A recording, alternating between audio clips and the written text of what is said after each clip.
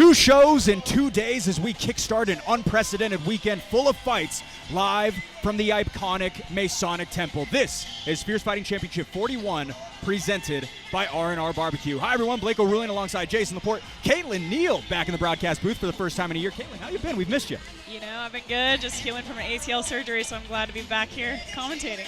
Jason, similar to last May, a roller coaster of rotations and canceled bouts crash on this card. 8 surface as David Kim and Jeremy Santiago meet in the middle of the main event. It's something about these May cards. I don't know if people just don't want to fight. Something's in the air, but hey, we still got a stacked card tonight. Caitlin, Jeremy Santiago, four fights into the pro career. Experience edge will side with the visitor tonight.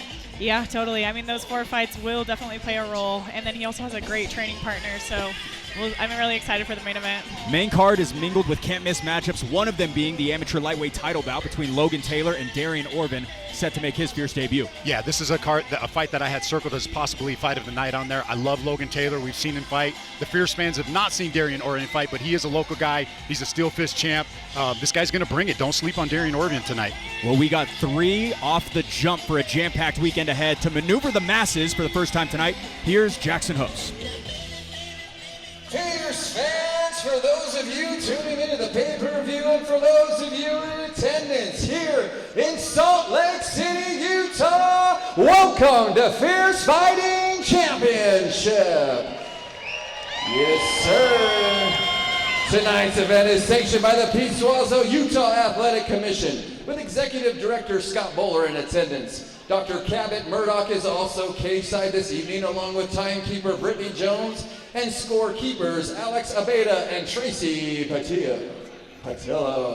The judges for the evening are Dan First, Stephen Farragher, and Nathan Burbank. And the referee in charge when the fights begin will be Tyler Tomlinson. Fierce fans, we are moments away from our very first fight of the evening, but at this time we ask that you please rise and remove your caps as we honor our country with the singing of our national anthem.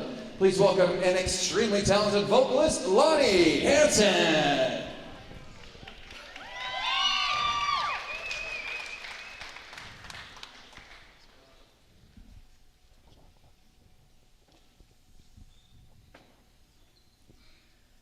Oh, say.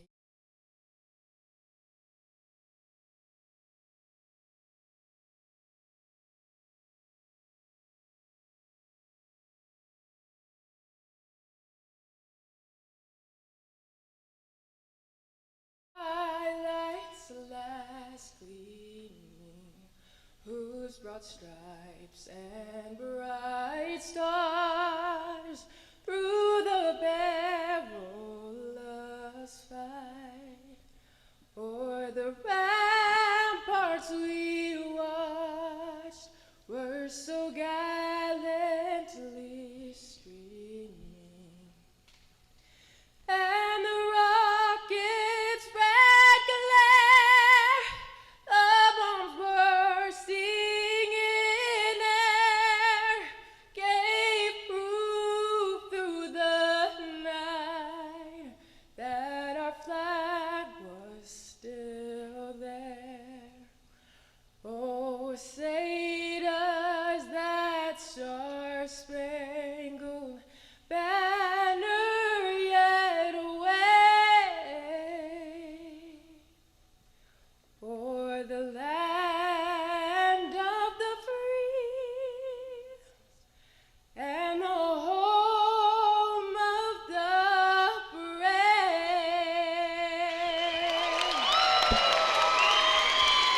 Make some noise for Lonnie Hansen. Wonderful. All right, Fierce fans, before we begin, we would like to welcome to the cage the main man of Fierce Fighting Championship for a few words. Make some noise for Cody Bunderson.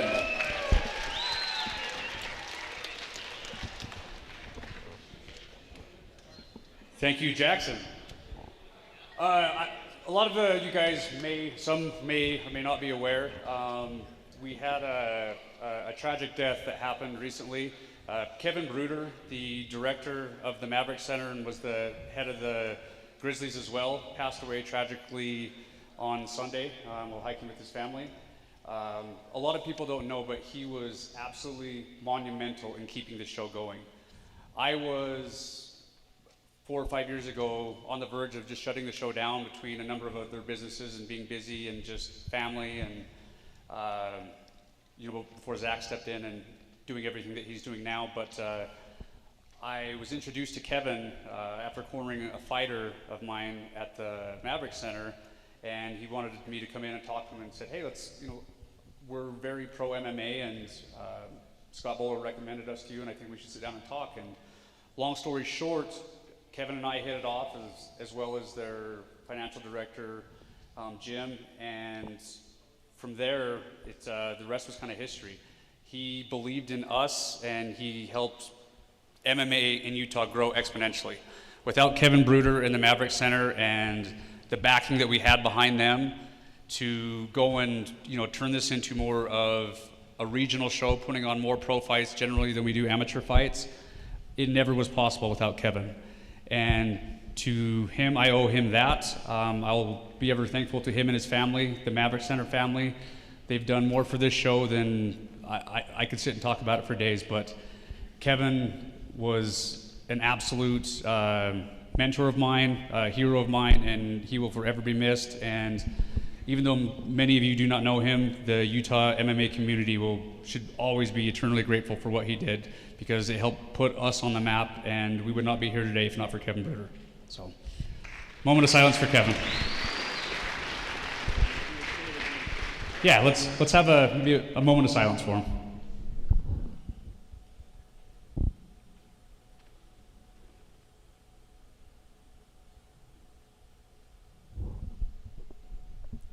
Thank you. Thank you, Cody Bunderson. Thank you. Fierce fans, we are now ready for what you all came here to see. 16 mixed martial artists, 8 total fights, including 1 title fight for 1 Fierce Fighting Championship evening. So Fierce fans, let the fighters in the back know that you are here. Put your hands together and make some noise!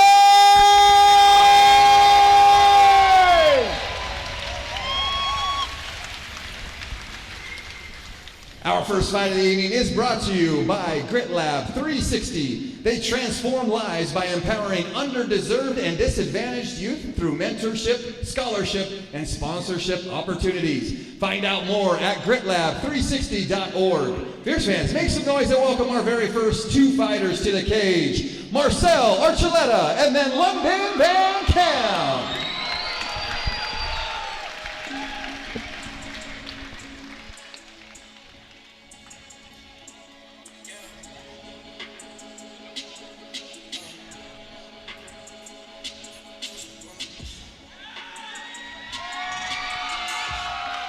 All right, another name out of One Hit MMA in Marcel Archuleta. Caitlin, he's known from day one that this was where he wanted to take his training. Fast forward 9 months, his number is called.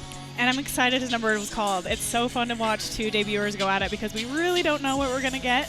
But they both come from really good gyms, so I'm sure both are prepared and ready to battle it out. Yeah, and Jason, confident in his kickboxing and jiu-jitsu acumen accrued over the past year, scheduled to throw with Corbin Massey last month at the Masonic Temple, but the bout was canceled. Similar situation for his dance partner tonight, London Van Camp. Yeah, this is what I love about amateur fights and local MMA is you get a chance to test yourself inside the cage and put all that hard work that you've done and see what you've accomplished. Caitlin, your point of view will be interesting on this. Marcel Archuleta had been training for 8 months, primarily a basketball player growing up, and I will say this until I am blue in the face. There is a strange connection between the court and the canvas. Phil Rowe, Jamal Hill, Corey Sandhagen, all basketball players, all scintillating strikers as well. Yeah, I mean, I don't know, maybe they're good at shooting their hands. I don't know the correlation. I didn't play basketball, but I love it. Marcel Archuleta says he's loved the full camp process. Said that before the weight cut as well, but tipped the scales at 150, had no issue with it.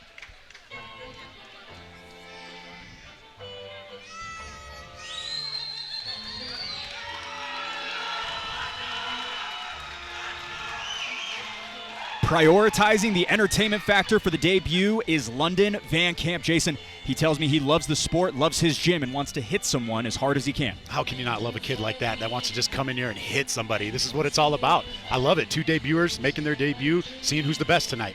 London Van Camp signed up at Agima in early 2021, didn't attend for 4 to 5 months, and said training martial arts partially just scared him. Eventually worked up the courage to train 1 day a week, then 2, fast forward 4 years, and he set the stage for his debut. Told me, Caitlin, that all that says that he feels that he's already won with the journey he's taken to get here. Yeah, I mean, he did it in a smart way. He did it slow, eased into it, and then build up his confidence enough to take a fight. And I think it's smart to not just walk into a gym already have taken a fight. He made sure that he learned everything beforehand before he did accept. All right, first of 8 matchups meet at 150 pounds. London Van Camp with the tail of the tape, if we could pull that up, the senior of the pair at 24 years old, also 1 inch taller and 1 pound lighter last night on the scale, as it's a first fight feel for both of these local talents. All right, mic in hand, let's jump into Jackson. Fierce fans, this fight is brought to you by Grit Lab 360. This fight is an amateur 150-pound catchweight bout, scheduled for 3 3-minute rounds. And when the fight begins, referee in charge will be Tyler Tomlinson. Introducing the first fighter, fighting out of the blue corner, making his amateur debut. He stands 5 feet 9 inches tall and weighing in at 150 pounds. Fighting out of One Hit MMA, hailing from Kaysville, Utah. Fierce fans, make some noise for Marcel Archuleta! And introducing his opponent, fighting out of the red corner, also making his amateur debut. He stands 5 feet 10 inches tall and weighed in at 149 pounds. Fighting out of Agima Jiu-Jitsu and MMA, hailing from Warrenton, Virginia. Fierce fans, make some noise for London Van Camp! London Van Camp kicks things off for us in the red tape. Long time coming for Marcel Archuleta as well in the blue. This 150-pound catchweight bout is brought to you by Grit Lab, transforming lives by empowering underdeserved and disadvantaged youth through mentorship, scholarship, and sponsorship opportunities. Find out more at gritlab360.org. Tyler Tomlinson, center of the cage tonight. Busy man this weekend. We've got 19 bouts between today and tomorrow under the Fierce FC banner. London Van Camp opens up with a couple of strikes to the body.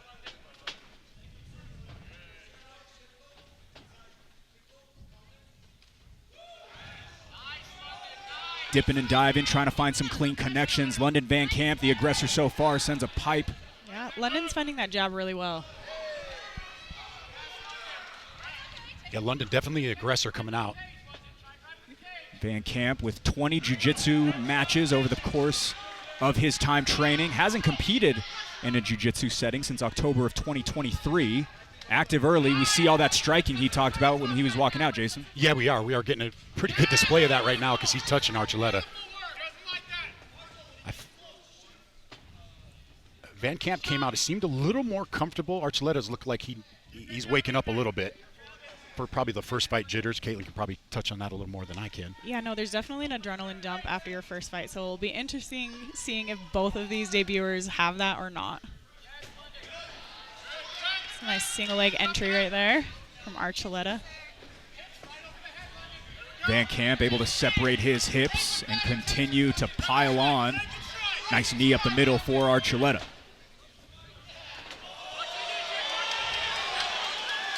Archuleta jumping the guillotine. I don't know. He doesn't quite have it around the chin, so I think he's safe. Van Camp, a jiu-jitsu blue belt, able to evade the attack. And now on top, just passing the halfway point, round 1.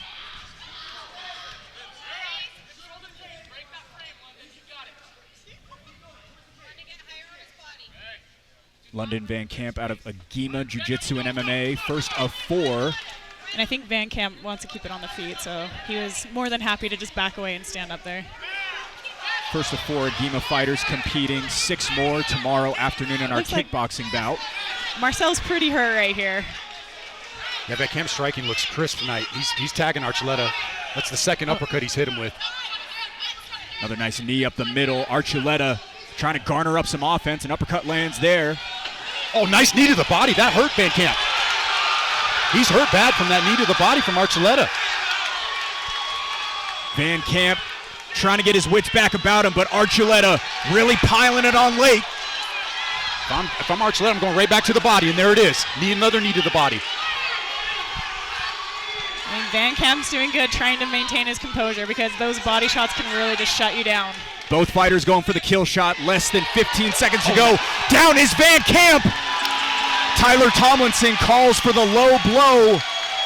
Fight is not finished yet. Tyler Tomlinson looks like he just said that is enough. Not sure. I'd like to see a replay of that because that looked clean right to the stomach, the midsection. Initially called a low blow. Then it looked like Tyler Tomlinson might have called it off. He's talking to one of the judges now. It didn't look low to me, but. And I'm wearing my glasses tonight. Let's take a look at it. Right here, nice clinch. Marcel lands a knee. Yeah, that doesn't look low. Right at the waistline. Right at the waistline, and he was already hurt from that. I think it was definitely a... Oh, that's a clean shot to me. Yeah, I think he was just hurt from getting hit there repeatedly. Interested to see what the final decision is because I believe Tyler Tomlinson closed it off. If so, Marcel Archuleta going to come away with the victory. A massive comeback for him. London Van Camp was doing most of the offense for the majority of that round, Taylor. Definitely. I thought it was over almost at one point with Marcel Archuleta losing the fight, but he stuck in there, landed a great knee to the body, and I think was able to pull out the win. London Van Camp, so much to take away. Happy to see him back up on his feet. Immediately go over to his opponent. 2 debuters in there, Caitlin, but they were going blow for blow. Both wanted the finish in the first 3 minutes. Yeah, and their striking wasn't sloppy either like a lot of debuters will be. They still stayed pretty technical and crisp, so it was actually a really good first round to watch. 21 years of age out of One Hit MMA, Aldo Aregia alongside Amin Garcia in the corner of Marcel Archuleta, who's going to get the victory. Tyler Call, Brendan Myers heading the corner for London Van Camp. We will see if we see more of him in the near future. We're going to make it official right now with Jackson Hoops. Fierce fans, referee Tyler Tomlinson has called a stop to this contest at 2 minutes and 51 seconds of the very first round, declaring the winner by TKO, Marcel Archuleta.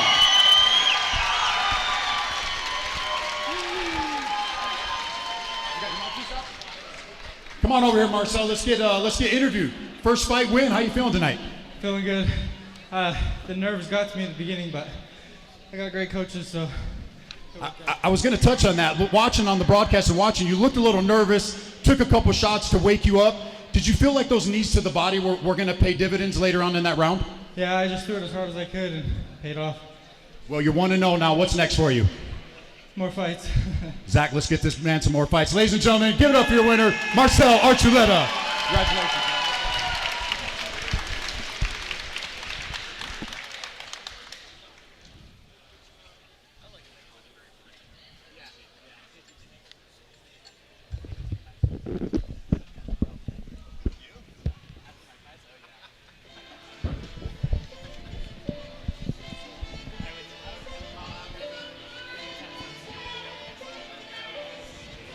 Come on, check this out.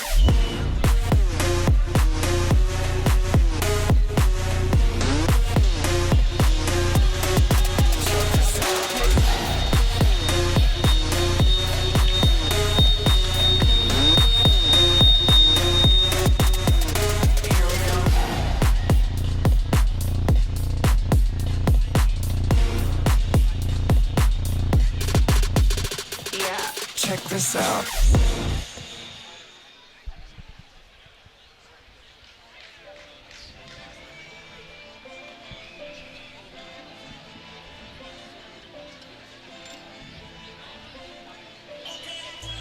Back inside the Masonic Temple, Blake O'Rulian alongside Jason Laporte, Caitlin Neal. Scan the QR code on your screen right now for access to Fierce FC's digital program. Get the inside scoop on every fighter making the walk tonight, as well as additional information on future shows. So Marcel Archuleta pulls off the comeback. Jason, an incredible showing by him. Very impressive to see him be able to pull that off after all that he dealt with. Yeah, I was glad to hear him touch on to say how nervous he was because I could see it before they touched gloves to start the fight. You could see the nerves, and then he got himself composed. He landed a couple hard knees, and he ended up finishing the fight. All right, from 150 all the way up to heavyweights, Jesus Graterol and Brandon Monson are up next. Fierce fans, our next fight of the evening is sponsored by Shroom Bar. Up your energy, focus, and lower stress while hitting your protein goals. Buy a box with the promo code FIERCE15. That's promo code FIERCE15 for 15% off your order with Shroom Bar. Fierce fans, make some noise and welcome Brandon Monson and then Jesus Gratero to the cage.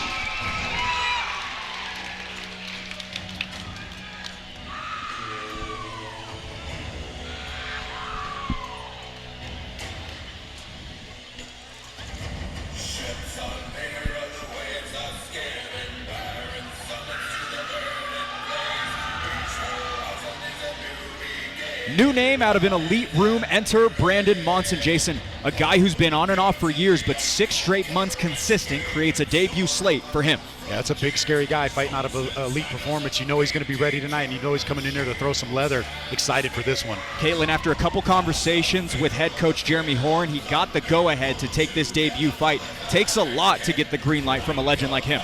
Definitely. Jeremy Horn, I don't think would let any of his fighters step in the cage if he didn't feel like they were ready, so I think he'll be more than prepared. Brandon Monson mentioned to me that control from the canvas will be key to his success, mixing in ground and pound as well as his submissions. Certainly a grappler, Jason. Yeah, he's a grappler. We'll see if he'll be able to utilize it tonight. And if you watched the weigh-ins last night, there was a pretty intense little face-off between these two heavyweights. His dance partner, Jesus Gratero, certainly brought a lot of eyeballs to that face-off. Brandon Monson was 290 pounds a few months ago, has really gotten back on track as of recent, and that is the reason that he's able to make this walk here today. Yeah, you know I love anybody that's losing weight and getting their nutrition right. You know I love that with my nutrition background. Shares the room with some of the state's finest, obviously Jeremy Horn, Mike Jones, mentioned Andrew Boquette as well. Andrew who?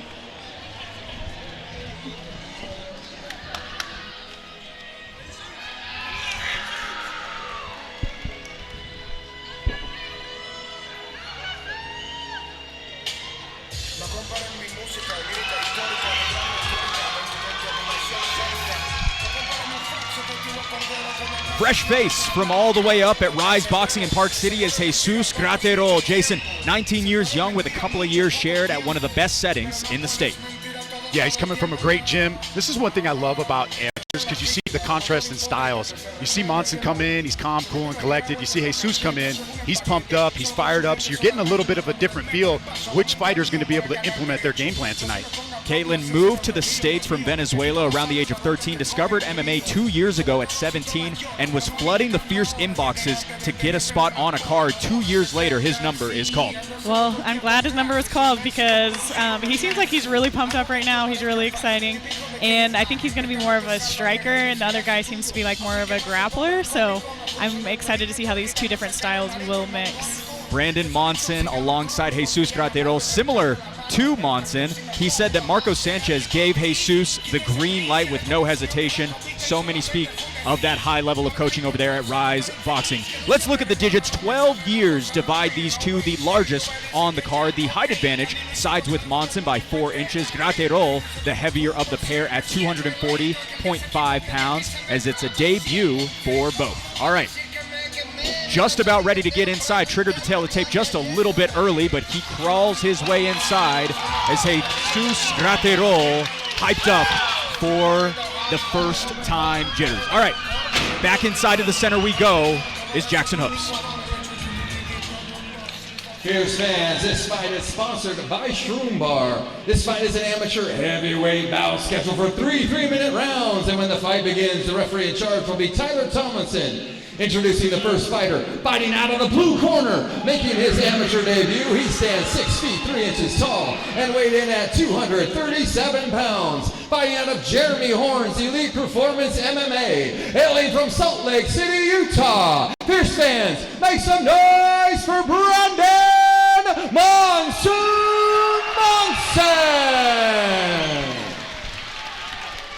And introducing his opponent, fighting out of the red corner, also making his amateur debut. He stands 5 feet 11 inches tall and weighed in at 240.5 pounds. Fighting out of Rise Boxing and Classic Fight Team, hailing from Ciudad Bolivar, Venezuela. Fierce fans, make some noise for Jesus Gratero!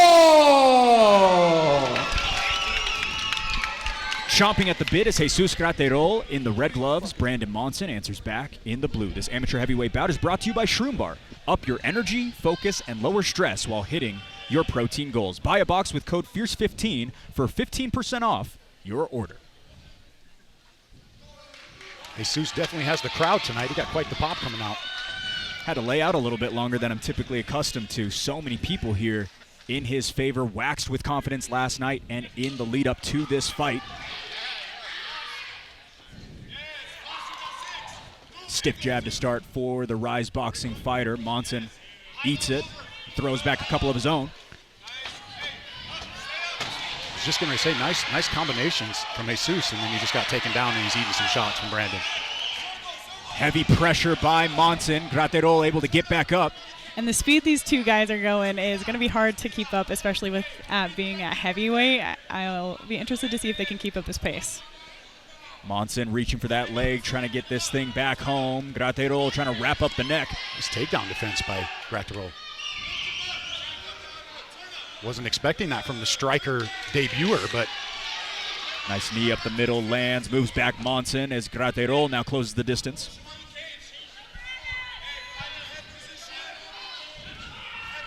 Just watch Brandon look over at his corner. He's listening to Jeremy, so he's paying attention. Jeremy Horn alongside Jess Bluth in the corner here tonight.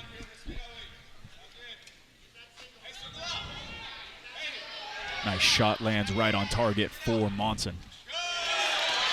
Oh, down is Monson! Crisp striking by Graterol. Graterol making his weight well known, just nearing the halfway point, round one. Does not look like a debuter in here tonight, does the 19-year-old Jesus Graterol. Trying to sprawl out Monson, trying to get underneath those hips, create some movement.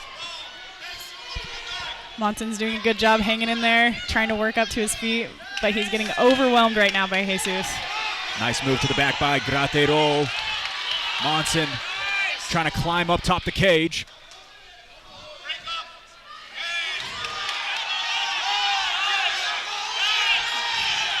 More offense by the two. Going to be interesting if we see a second frame, but bidding for a finish is Jesus Graterol.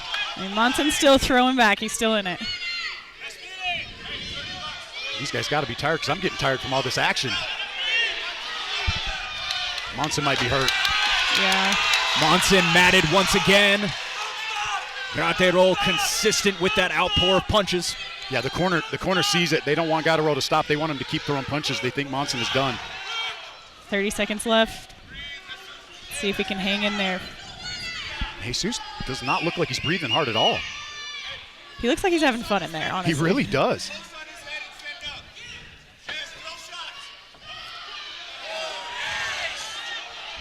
Couple big blows. Late round one, 10-second clapper chimes.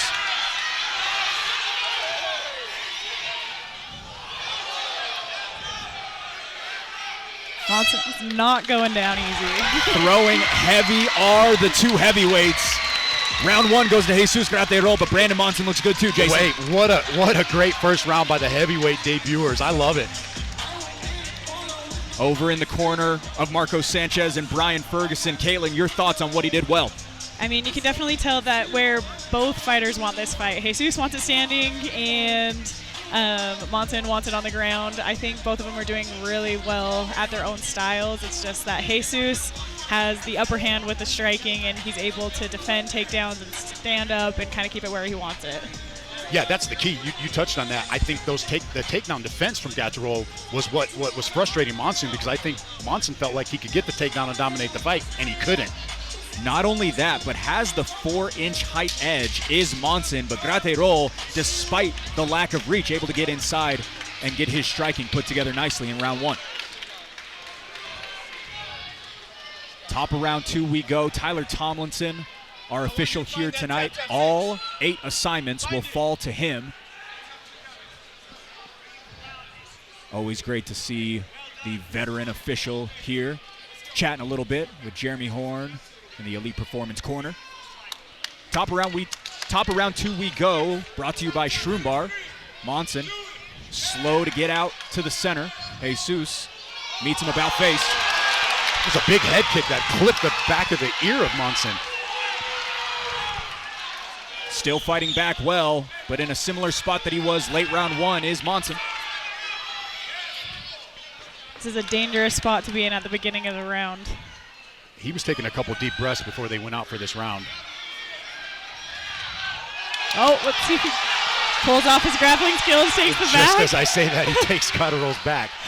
Tricky instincts get Brandon Monson with a little bit more wind in his sail. Just about 35 seconds into round two. Monson is like a zombie. You think he's out, you think he's done, but then he pops back up to life. Yeah, and they're in a great spot too because they're right in Monson's corner. So he's listening to Jeremy Horn's instruction, and he's the one laying down heavy leather.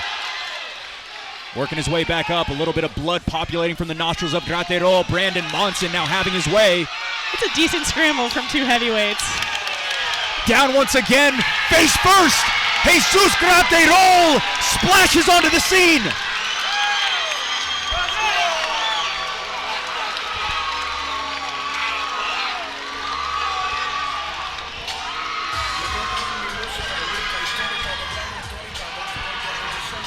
Overcome with emotion, rightfully so. Been waiting for this opportunity. Jason, he looked good. He looked really good. Very impressed. Coming out, we're thinking he's a striker coming from Rise Boxing, but this kid's got some wrestling too. Don't sleep on this kid.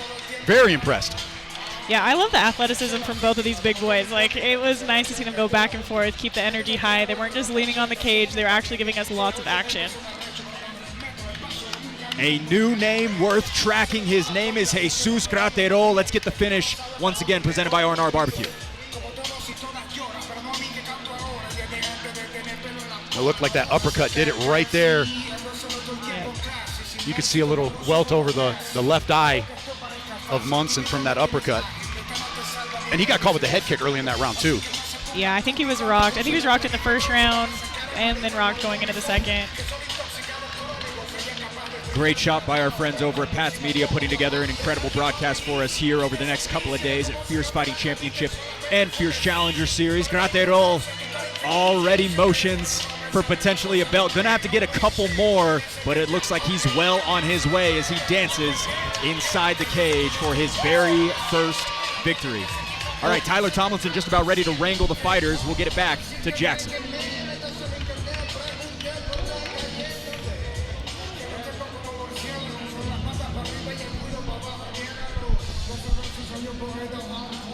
Fierce fans, referee Tyler Tomlinson has called a stop to this contest at 1 minute and 6 seconds of the second round, declaring the winner by TKO, Jesus Graterol!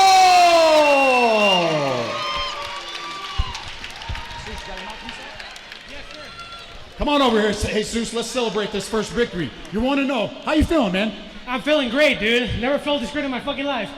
So you didn't look like you had any nerves at all. Were you nervous coming in here making your debut? Of course I was. What do you mean? So I think you kind of surprised everybody fighting out of Rise Boxing. You came in here, you showed a little wrestling. Was that what you expected to do tonight? Well, first of all, for my wrestling, I gotta thank that guy, you know, that one over there behind that girl, my homie Prosper. Thank you, bro. So you're 1-0, or we're gonna see you back in the cage again? Of course, and next time it's gonna be for the title. Well, since you got the whole crowd in here tonight, everybody give it up for your winner, Jesus Graterol. Hey Fierce fans, Kimball Davis here with Prime Labs. We are now the official lab testing partner for all of Fierce Fighting Championships fighters. We provide a combat trio for all fighters across the Wasatch Front, as well as if you want to get in the best shape like one of your favorite fighters, we provide many comprehensive blood panels. All you have to do is click on the link or text 385-645-7400. Whether you're a fighter or just someone that wants to take charge of their own care and looking to address a lack of sleep, fat gain, or even muscle growth, Prime Labs has different panels for all financial situations. So please shoot us a text at 385-645-7400, scan the QR code, or please go to the website and come check us out.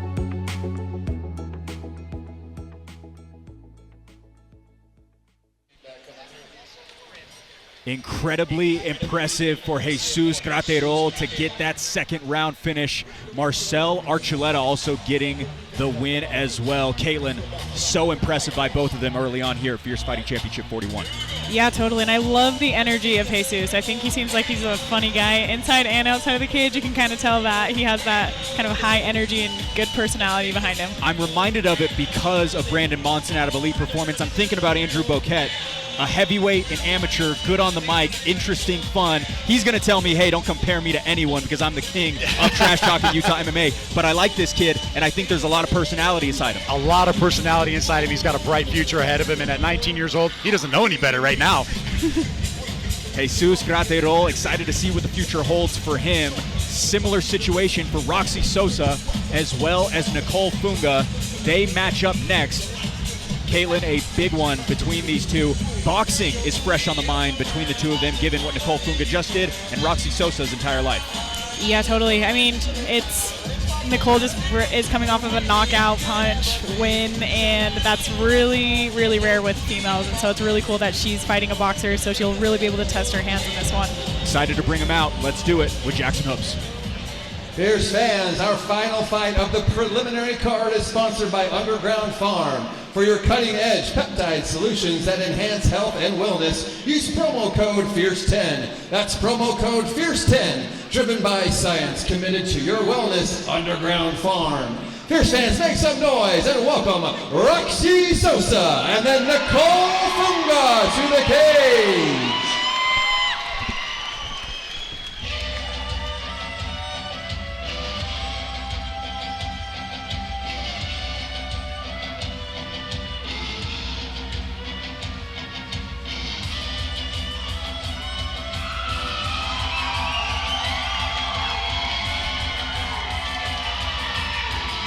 First crack at the cage tonight for Roxy Sosa. Caitlin, 14 years of boxing back the resume of the 26-year-old, not to mention a 2-1 record with the big gloves. Yeah, so Roxy is actually a boxing coach, and she's obviously had prior boxing experience, so she's really good with her hands, and she did make the switch to MMA about 2 years ago. Been over at Excite MMA during that time. Jason, been eyeing an MMA debut for a lot longer than what you would think. Had a fight canceled on weigh-in day last May. She was slated to face Allie Downs at the Maverick Center. Yeah, usually you see a debuter and you're thinking she's fighting somebody that has 5 fights under her belt. Is this really an even matchup? Look, Roxy's she's got experience. She's been in the boxing ring. You look at her corner, you got Mike Jones there. I know he's been down there at Excite helping those guys with the wrestling. If they feel that she's ready to fight tonight. Mike Jones alongside Carson Hardman, manning the corner for Roxy Sosa in her MMA debut. An amateur title, I talked to her a couple of years ago, was fresh on her mind. Gotta think it still is, given that she is waxed with confidence coming into tonight. Lots of faith in her hands. We see why with 14 years of boxing backing her. Roxy Sosa out of Excite MMA in Lehi, Utah. Lots of talented names out there. I think of Michael Eastwood. Cross Hughes hasn't fought in a little bit of time, but he's another special name. Roxy Sosa looks to etch herself into that as well.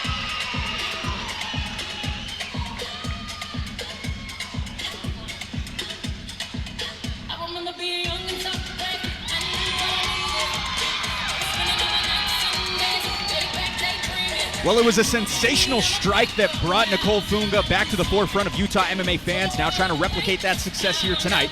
Jason, her hands won it for her in January, but a taller task now with Roxy Sosa, who has a boxing skill set to match. Yeah, very tall task tonight for Nicole Funga.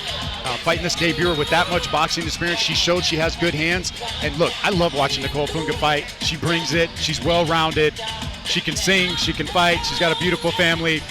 She gave me a big hug in the parking lot. She's ready to bring it all and leave it all in the cage tonight. Never gone back-to-back in the win column, but if there's any time to do it, it's now with all that momentum she curated in January, Caitlin.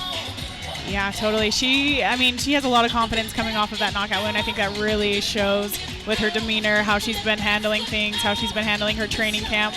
I think she's ready for this, and she's honestly really excited to fight a striker because I think she wants to prove herself there as well.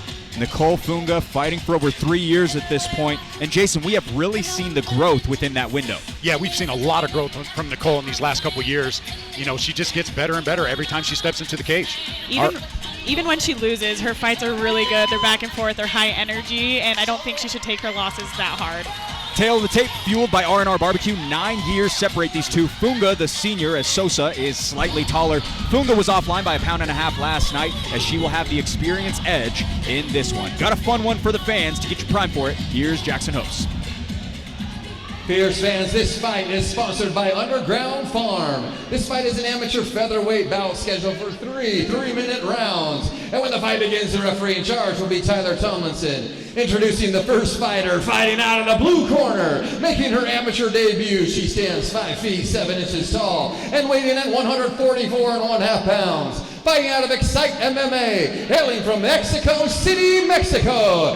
Fierce fans, make some noise for Roxy Sosa! And introducing her opponent, fighting out of the red corner, holding an amateur record of 2 wins and 3 losses. She stands 5 feet 6 inches tall and weighing in above the contracted weight at 147.5 pounds. Fighting out of Agima Jiu-Jitsu and MMA, hailing from Alamo, Nevada. Fierce fans, make some noise for Nicole Funga! Nicole Funga rocking the red gloves. Roxy Sosa cracks the canvas for the first time in the blue gloves. This amateur featherweight bout is brought to you by Underground Farm. Optimize your performance, recovery, and overall well-being with advanced peptide solutions. Underground Farm, an official sponsor of Fierce FC.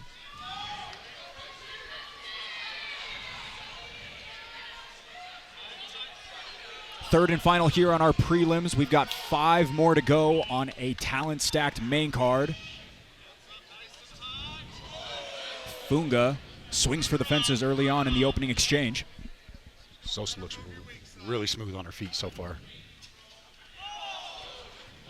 And I'm a little biased, but I'm super excited for this one. I love it when the ladies throw down.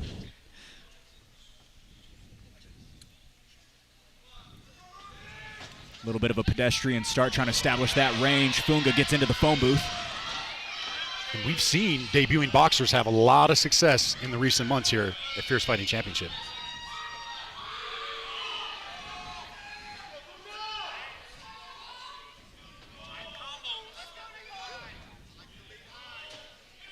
You can see a little bit of that boxing experience from Sosa. She's calm.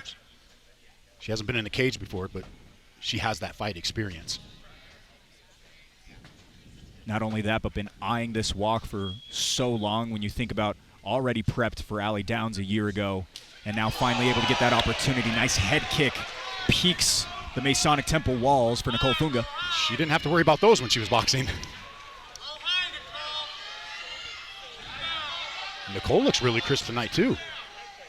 Striking seems to be dialed in, Caitlin. That's something she's been working on, I'm sure. Yeah, I've been out for a year because I tore my ACL and I came back and I had to start worrying about Nicole's hands now. Nice leg kick lands as well for the Agima fighter. Both of these ladies look really composed. I like the movement, constant movement, filling each other out.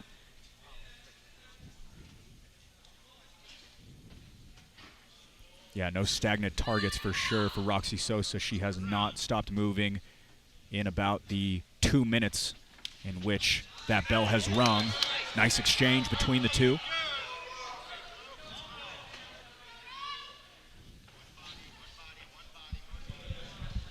We know when Nicole lands, she lands with some power and can finish a fight, as we've seen in her last fight. Just about a decade divide these two. Roxy Sosa, 26 years old. Nicole Funga, 35 years of age. Began competing in MMA in 2022. Are you supposed to give their ages out, Blake? For this one, I'm allowed to. There is one tomorrow that I'm actually not allowed to say the age of one of the fighters. I'm like, you got to deal with it after, not me. I apologize in advance if I do get in trouble for that.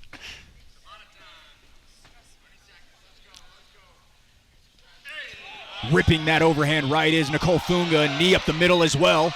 And Sosa exchanging in the pocket too. Very impressed with the debut fighter.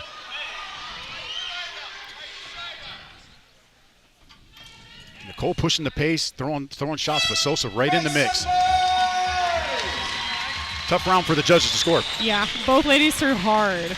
I'm going to have to slightly give it to Nicole, but just because she had Roxy backpedaling that whole time, she had the cage control.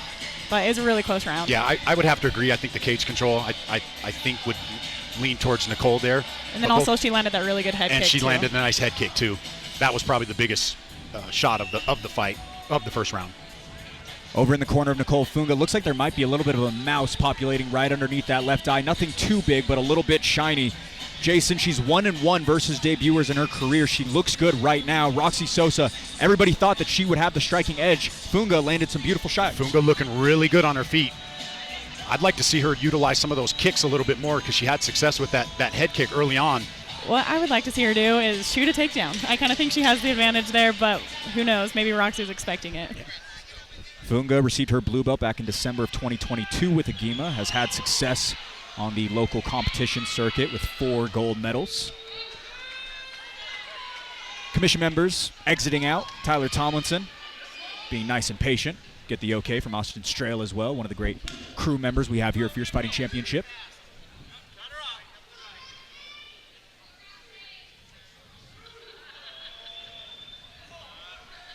Yeah, right now Nicole dictating the tempo of this fight.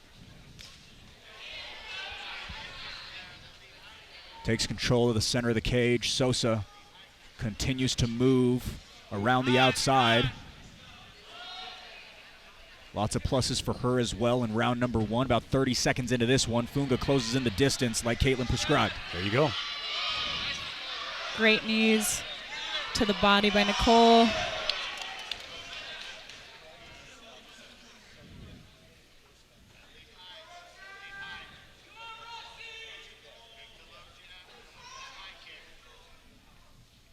Could hear Nicole's corner. They want a low jab, high kick. We'll see if she is listening or could hear.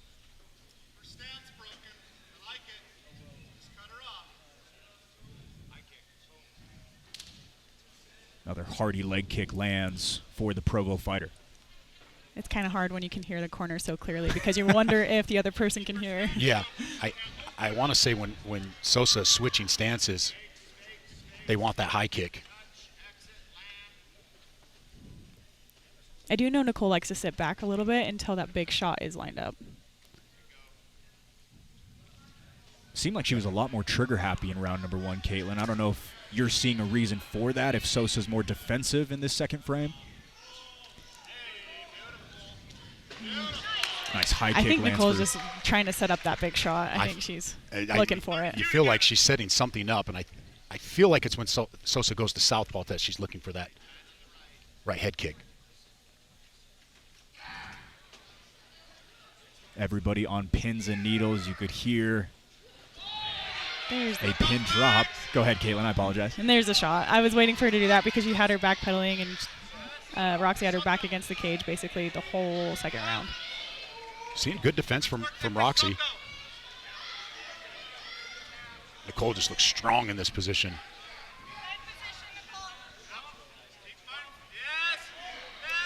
Funga searching for that outside trip, able to lose the base for Sosa, but ends up on top.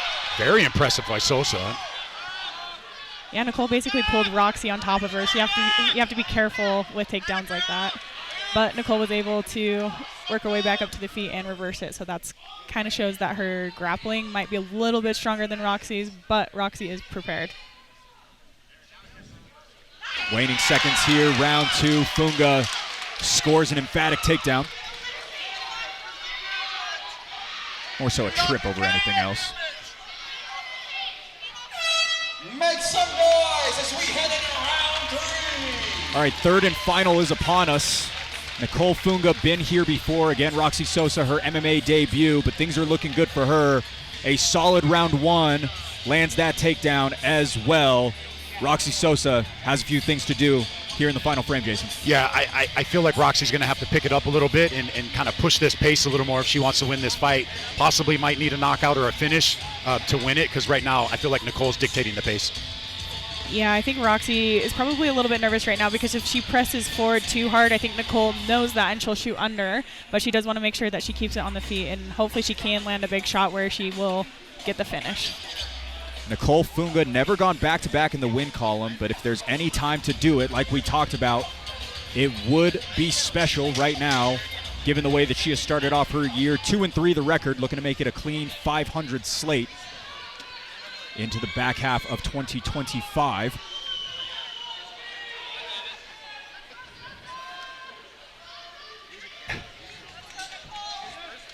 Round 3 brought to you by Underground Farm.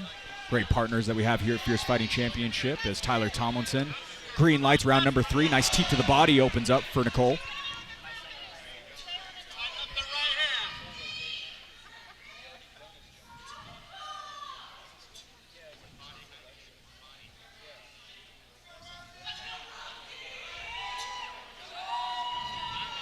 Sosa trying to get into that range. Nicole Funga threatens another overhand right.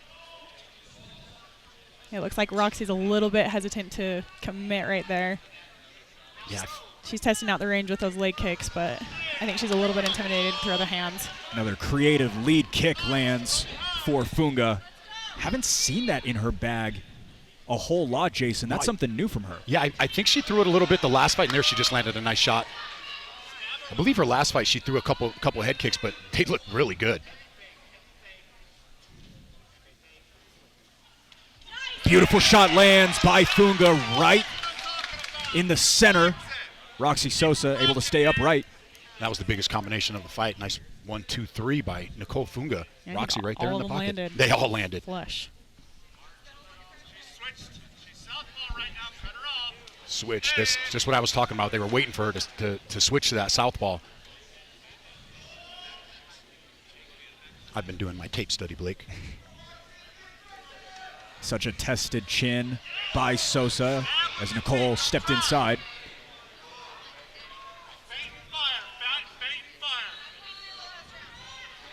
Another thing that Sosa might not be accustomed to is the longer rounds and less of them. In boxing, it's more rounds at 2 minutes. This one just 3-minute rounds at the amateur level. Yeah, with the smaller gloves, it's also kind of a shock getting hit by those for the first time. Nicole's striking looks really good tonight as well. She's standing in there trading with the girl that has 14 years experience. Nice shot to the takedown by Nicole Funga. Attempt to the takedown. Able to score it is Funga. 2 for 3 on those as she's trying to work her way out of the half guard of Sosa. 40 seconds to decide this one. This is where you're seeing the experience from Funga. And maybe the inexperience of Sosa.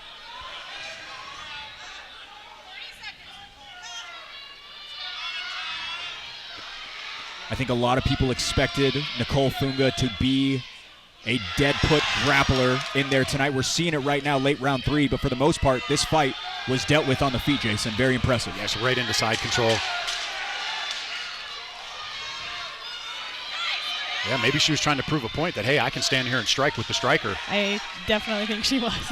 We're going to find out here if she gets the win. I'll ask her. All right, well, that'll close this one out. 10s and 9s. We'll figure out 145 pounds. Our featured prelim here, Nicole Funga, looks to have gotten it done, but we'll have to see what the Utah State Athletic Commission has to say. Roxy Sosa, some good things to take away. Caitlin, your thoughts on some of the things she did right in there tonight? Yeah, I mean, her striking looked well. I think she was just a little bit timid, but when she did throw, she threw. And so she was throwing hard. I think we just need to get her to feeling a little bit more confident in an MMA situation rather than a boxing situation. Work on her grappling a little bit, but I think she's like an awesome fighter, and I think she'll do big things. Nicole Funga, that'll be back-to-back for her. First time she's ever done that. She took almost 2 years off, and when she came back in January, she looked like a new fighter. Continues to look new and improved every single time she makes the walk. Getting better, Caitlin. Yeah, she just had a baby, then she came back, knocked a girl out, came back, and then did this fight. So she's doing a lot right now.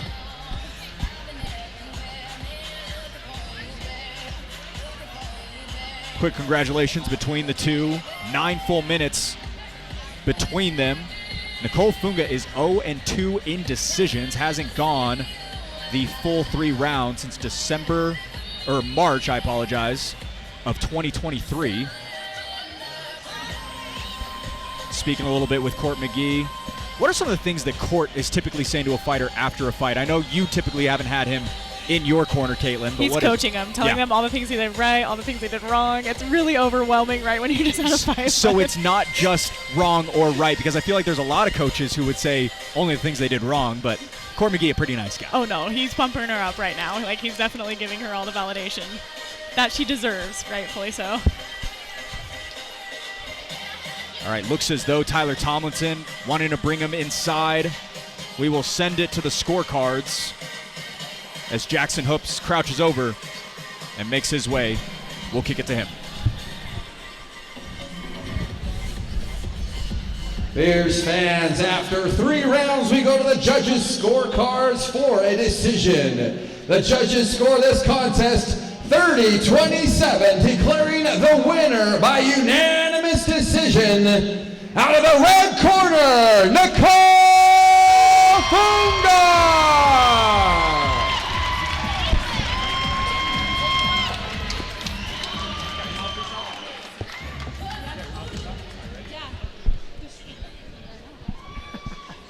All right, ladies and gentlemen, here with your winner, Nicole. Nicole, this is your first back-to-back since you've been fighting your back-to-back wins. How you feeling tonight? I feel great. I really do. I feel amazing. So you come in here, you fight a debut fighter that's a striker, had a lot of boxing experience. Was the game plan to come in here and strike with her? Because that's what it looked like. No, I respected her striking, and so I did want to try and see my level of striking versus hers because of the respect that I had for her. And so, not that was our game plan. Our game plan was to take her down. We didn't do that very much. Well, you're back-to-back wins now. I always love seeing you fight. Are we going to see you back in the cage again soon? Of course. Ladies and gentlemen, give it up for your winner, Nicole Funga.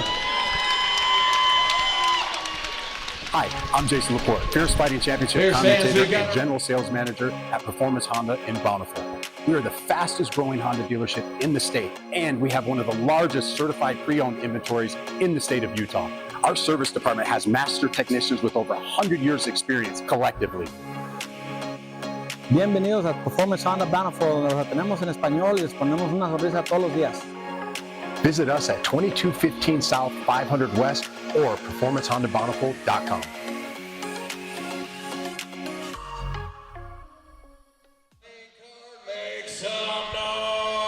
Scan the QR code on your screen for access to Fierce FC's digital program. Get the inside scoop on every fighter making the walk tonight, as well as additional information on future shows. All right, 3-plate appetizer as a main card captures our attention after a short break. When we come back, 2 of the top strikers in the state, a title to decide the best amateur lightweight, and a pair of pro bouts, which you will not want to miss. Don't touch that dial. You're watching Fierce Fighting Championship 41, presented by R&R Barbecue.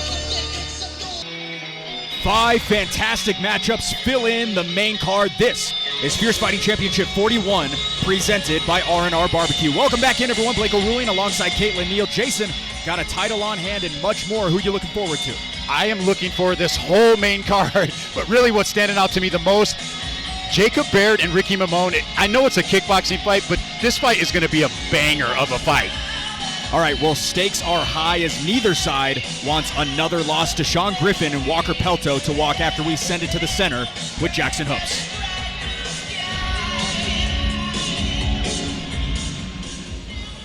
Fierce fans, welcome to the main card. Everyone tuning into the pay-per-view and everyone here in Salt Lake City, Utah, put your hands together and make some noise.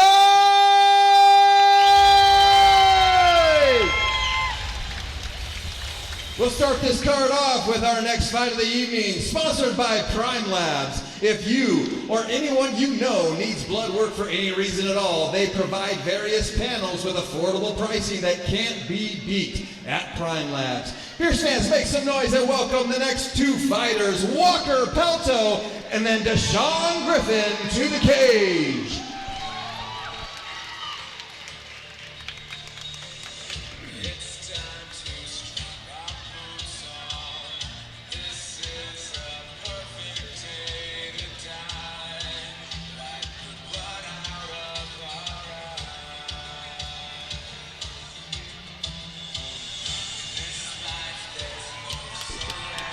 Safe to say a lot of Fierce fans have missed this guy. Back at it is Walker Pelto. Jason, He had a monumental back half of 2024, stopped in his tracks by the amateur veteran Jason Ergel to conclude the year, but still so much momentum as he seeks to make a statement tonight. Yeah, great upcoming prospect is Walter Pelto. He's 3-1. He was on a tear. He ran into a buzzsaw, and Jason Ergel got caught in a choke, but I'm anticipating he's coming back and ready to fight and get back in the win column tonight. Caitlin, 4 fights in 6 months to close out 2024, now fresh off the longest layoff since he began competing.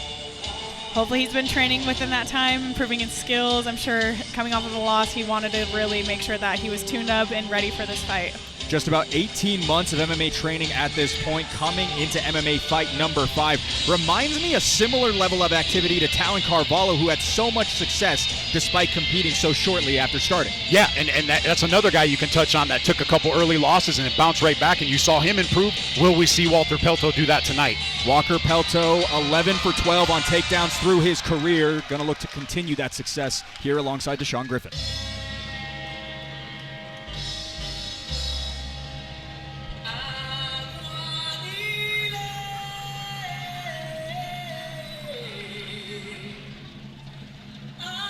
Well, it's vaunted as 2-3, but 3-2 should be the story coming into tonight for Deshaun Griffin. Caitlin, a fight in which he dominated for a full 2 frames, but an errant stoppage lent to a loss for the Las Vegas fighter, now fueled up for another, trying to get back in the win column.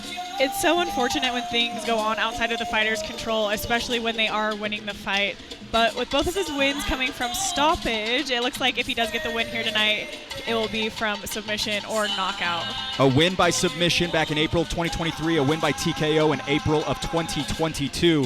Jason, first fight under the Syndicate umbrella. As a gym, Syndicate is 1-0 in 2025 and 6-2 in 2024 at Fierce. Daniel Keepers getting a win a few months ago. They are the most successful gym that competes here in Utah. Yeah, they always bring it. Anytime they have a fighter coming up here, those Syndicate guys, they always bring it. I expect a lot from Deshaun Griffin tonight. And hey, let's face it, man, he took an errant loss in this fight. This is what the amateurs are for, right? It doesn't count. Doesn't count till you get pro. Get it out of the way. Bounce back, improve. Let's see what happens. Tail of the tape, powered by R&R Barbecue. 1 year older and 1 inch taller is the Syndicate fighter. Both parties hit the plate under that middleweight threshold. 3-1 for Pelto, 2-3 for Griffin. All right, to turn the key on this one, here's Jackson. Fierce fans, this fight is sponsored by Prime Labs. This fight is an amateur middleweight bout scheduled for 3 3-minute rounds. And when the fight begins, the referee in charge will be Tyler Tomlinson. Introducing the first fighter, fighting out of the blue corner, holding an amateur record of 3 wins and 1 loss. He stands 5 feet 11 inches tall and weighing in at 184 pounds. Fighting out of Memento Mori MMA, hailing from Montpelier, Idaho. Fierce fans, make some noise for Walker Pelto. And introducing his opponent, fighting out of the red corner, holding an amateur record of 2 wins and 3 losses. He stands 6 feet tall and weighed in at 186 pounds. Fighting out of Syndicate MMA, hailing from Las Vegas, Nevada. Fierce fans, make some noise for Deshaun God's Gift Griffin. In a away game for Deshaun Griffin in the red gloves, Walker Pelto targets a bounce back in the blue gloves. This amateur middleweight bout is brought to you by Prime Labs, providing fighter blood testing with a same-day to 48-hour turnaround at a discounted price. Call today at 385-645-7400. Prime Labs, an official sponsor of Fierce FC. I love the middleweight division. It's a good one. It's a great division. They're big guys. They can punch hard. First of 5 slated on this main card, a title in just a little bit. Blake Aurelian alongside Jason Laporte, Caitlin Neal. Deshaun Griffin opens up with some heat. Walker Pelto matches it. Yeah, I was going to say, it looked like it rung Walter Pelto's bell a little bit, but he fired right back. Immediately goes in to close that distance. Now looking for that ankle pick. Looks like Pelto's game plan is to grapple or wrestle right here, but Griffin is shutting it down. Pelto averages a takedown attempt in the first 22 seconds of his fights. He did so there, but Deshaun Griffin more so has the upper hand right now, about 40 seconds in.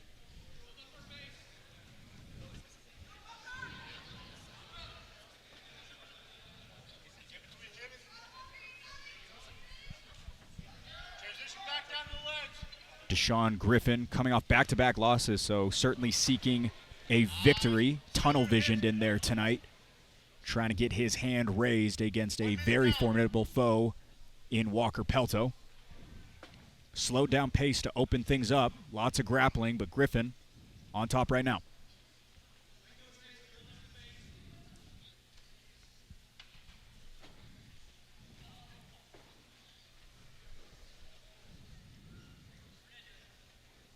Pelto's doing a good job working back up to his feet every time he gets taken down, but he just needs to break that lock and to be able to stop the wrestling of Griffin. Yeah, Griffin looks like the stronger fighter of the two right now.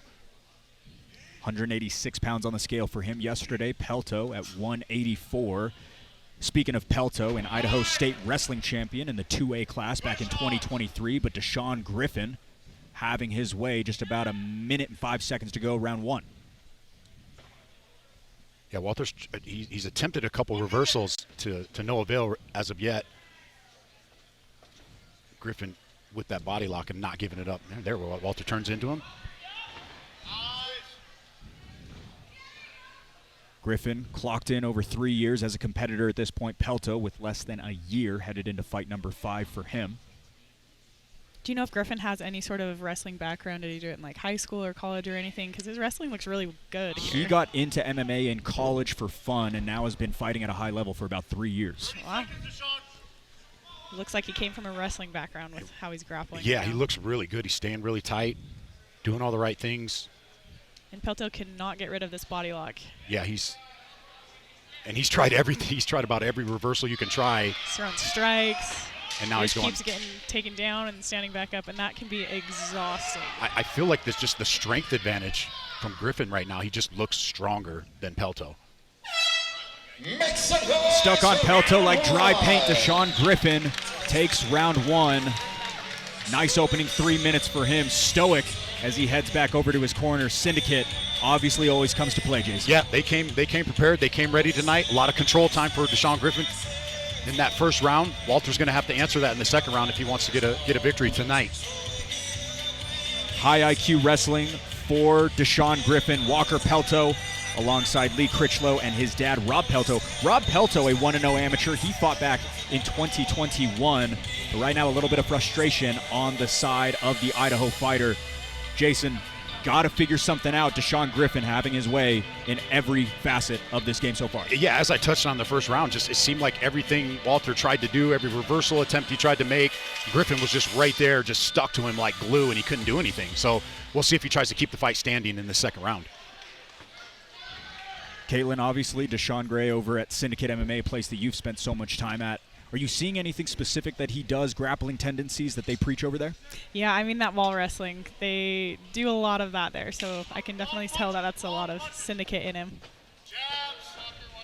Top of round 2 brought to you by Prime Labs. Deshaun Griffin stands and strikes a little bit, utilizes that 75-inch reach. Nice head kick goes for Pelto. Partially graced the glove, but the Salt Lake crowd loves it. Nice clocking shots on both sides as Pelto bids back to wrestle. Griffin did a great job sprawling on that takedown. Yeah, one thing about Griffin is he looks very composed in there. Like his facial expression is he looks like, hey, I've been here before. I've done this a million times. I mean, he hasn't flinched. And now we're right back into where we finished the second round. Or first round, excuse me. Again, Deshaun Griffin in July of last year, that was his last fight. He was technically submitted by an armbar, but he never tapped. It was close, but it was right at the bell. The referee pulled him off, his opponent off, I should say, and Deshaun said, I did not tap. Very frustrating because he was up on the scorecards in that one as well. Certainly filling in those gaps over the years. Looks great right now. Yeah, he looks really good right now. Walter does not have an answer for this body lock. He needs to. I'll let Caitlin touch on what he needs to do here.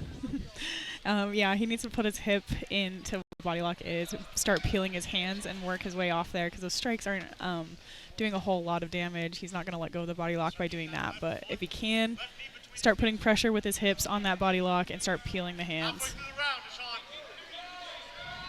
I feel like he has been trying to peel those hands, but Deshaun Griffin locked up. Yeah, he's got a grip. He must have been doing his grip strength leading up for this game. I almost feel like he doesn't need to. I feel like he had the advantage on the feet. And now Pelto with the scramble. Now Pelto lands on top. Griffin tries to drag. And he's got an arm.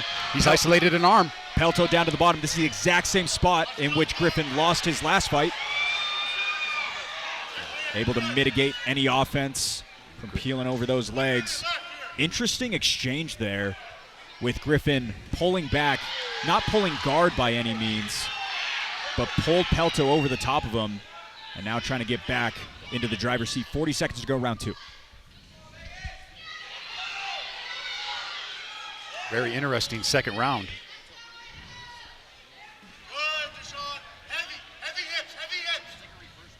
And you can just tell how heavy. You can hear Griffin's corner, how heavy he is, and you can see he's blanketed over Pelto right now. Dom Pala making the trip up here from Las Vegas for Deshaun Griffin. Right now looks to be up 2-0, headed into round number 3, 10 seconds to go.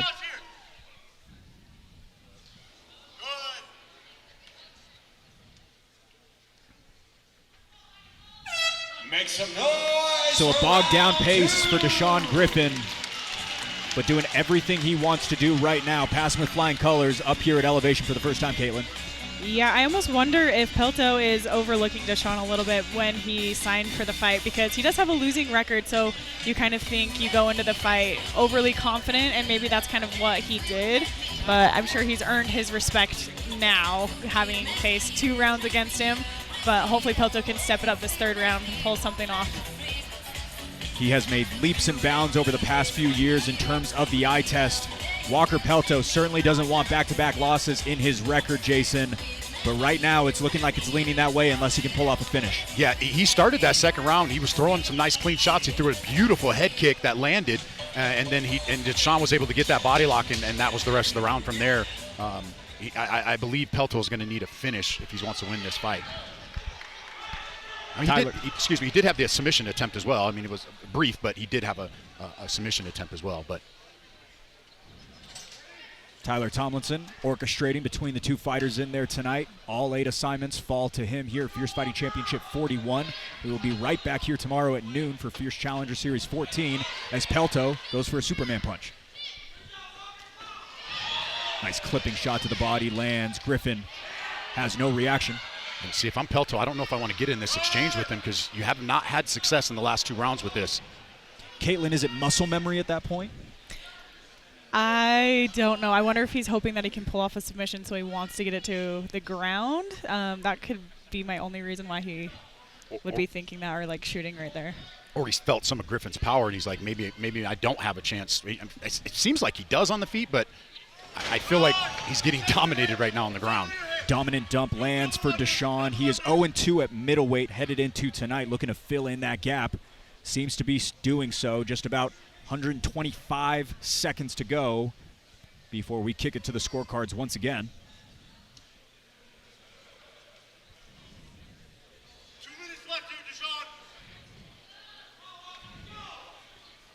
It would be quite the comeback if Pelto did get a submission in this 3rd round. Back in for another. Deshaun scoring takedown after takedown here in round 3.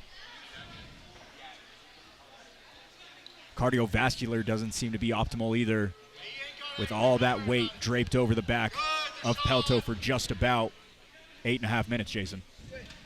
Yeah, it's been all Griffin. He's all control time for Griffin tonight. And it's just exhausting working your way back up. It takes so much energy to do that just for seconds later to be ripped back down to the canvas. He just cannot seem to break that body lock. This will be a good learning experience for him.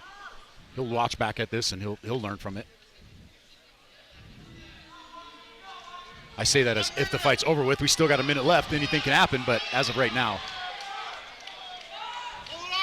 Salt Lake fans not too happy with the heavy investment in the grappling on this one. Just about 50 more ticks to go as Griffin looks to lift off once again, unable to do so in that exchange. It looks like Griffin's fishing, or Pelto's fishing for a Kimura grip here, possibly. On the wrong side of it, but we've got it on our vantage point, trying to rip off that wrist. Now falls to a hip as Griffin continues to apply pressure.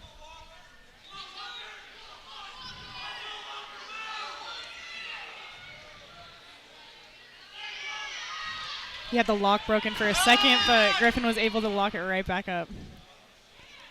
Just the strength from Griffin, too much for Pelto tonight. Hail Mary attempt at an ankle lock there, it looks like.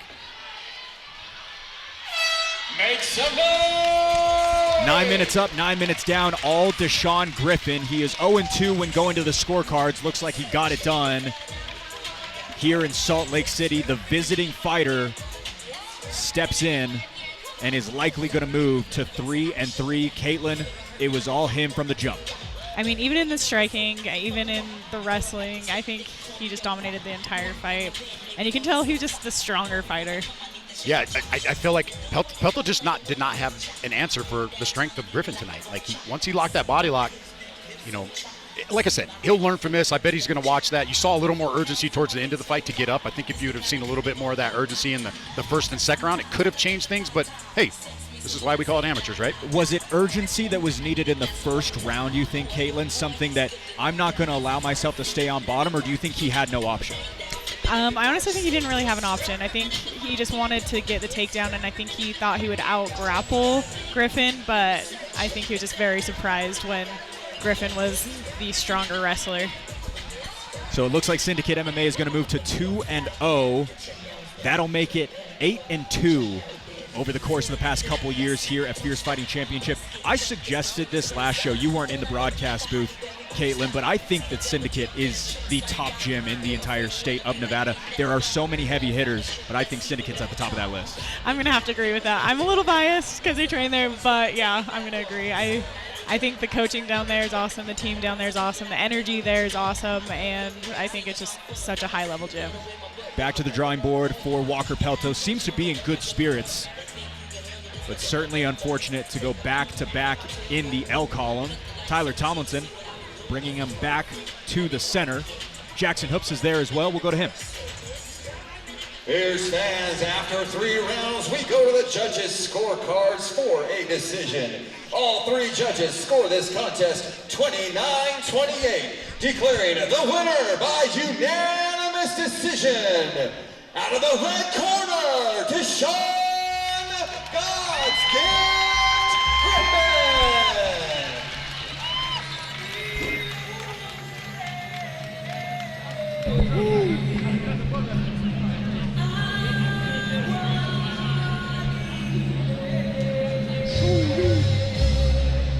Got your mouthpiece out? Oh, let's chat.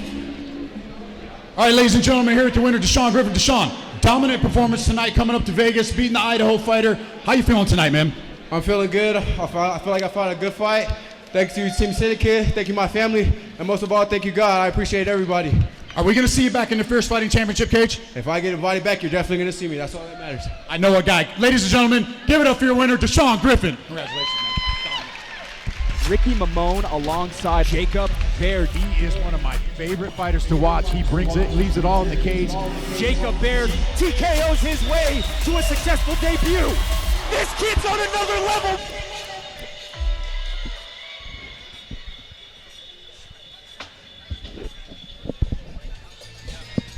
So Deshaun Griffin comes away with the win, but Jason, Caitlin and I were just talking about it, 29-28 across the board. I was thinking about that, and the only thing that I can think of is that second round. Walter had a good exchange in the beginning where he landed some big shots, and he did have the submission attempt. That's the only round that I could have felt that if I'm a judge and I seen a couple of those things and maybe they didn't see enough from Griffin. Like I said, I'm not a judge, but from my experience and reading all the rules, and Walter did connect with a few shots, and then he had the submission attempt. So that's the only thing that I can think of. Well, we have been buzzing about this one since it got announced. We moved from the small gloves to the big gloves. Jacob Baird, Ricky Mamone in a kickboxing setting. Let's get it jump-started with Jackson.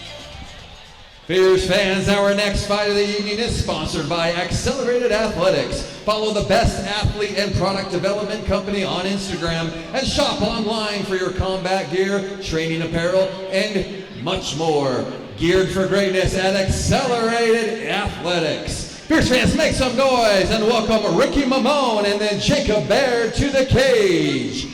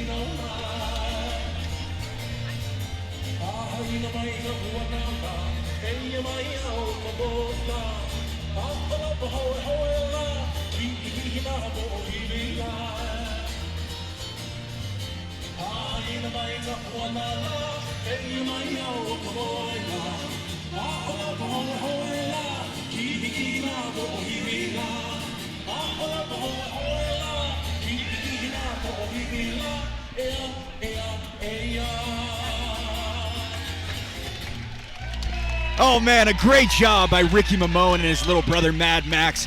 8 days is all it takes for him to be back at the Masonic Temple. Jason, short notice, but if there's anyone who's game, it's that guy out of Iron Monster Factory. Ricky Mamone, buckle up when Ricky Mamone fights. I don't care if it's kickboxing, in the cage, in the ring, in the parking lot, even though we don't condone that. Ricky Mamone is always fun to watch.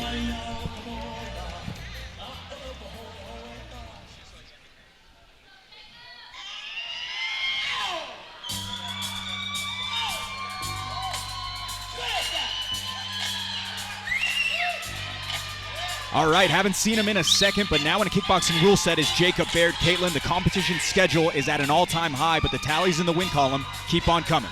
I mean, it'll be interesting to see how both of these MMA fighters do with the kickboxing rule set, because it's kind of nice in MMA that if you are getting outstruck on your feet, I feel like we're having a dance. We're having a dance-off. A dance battle. I am so sorry. I wasn't expecting another dance, but we got one. Let's go. Jacob Baird. I wasn't either. I was looking down at my notes, and then I realized we had a dance-off going on.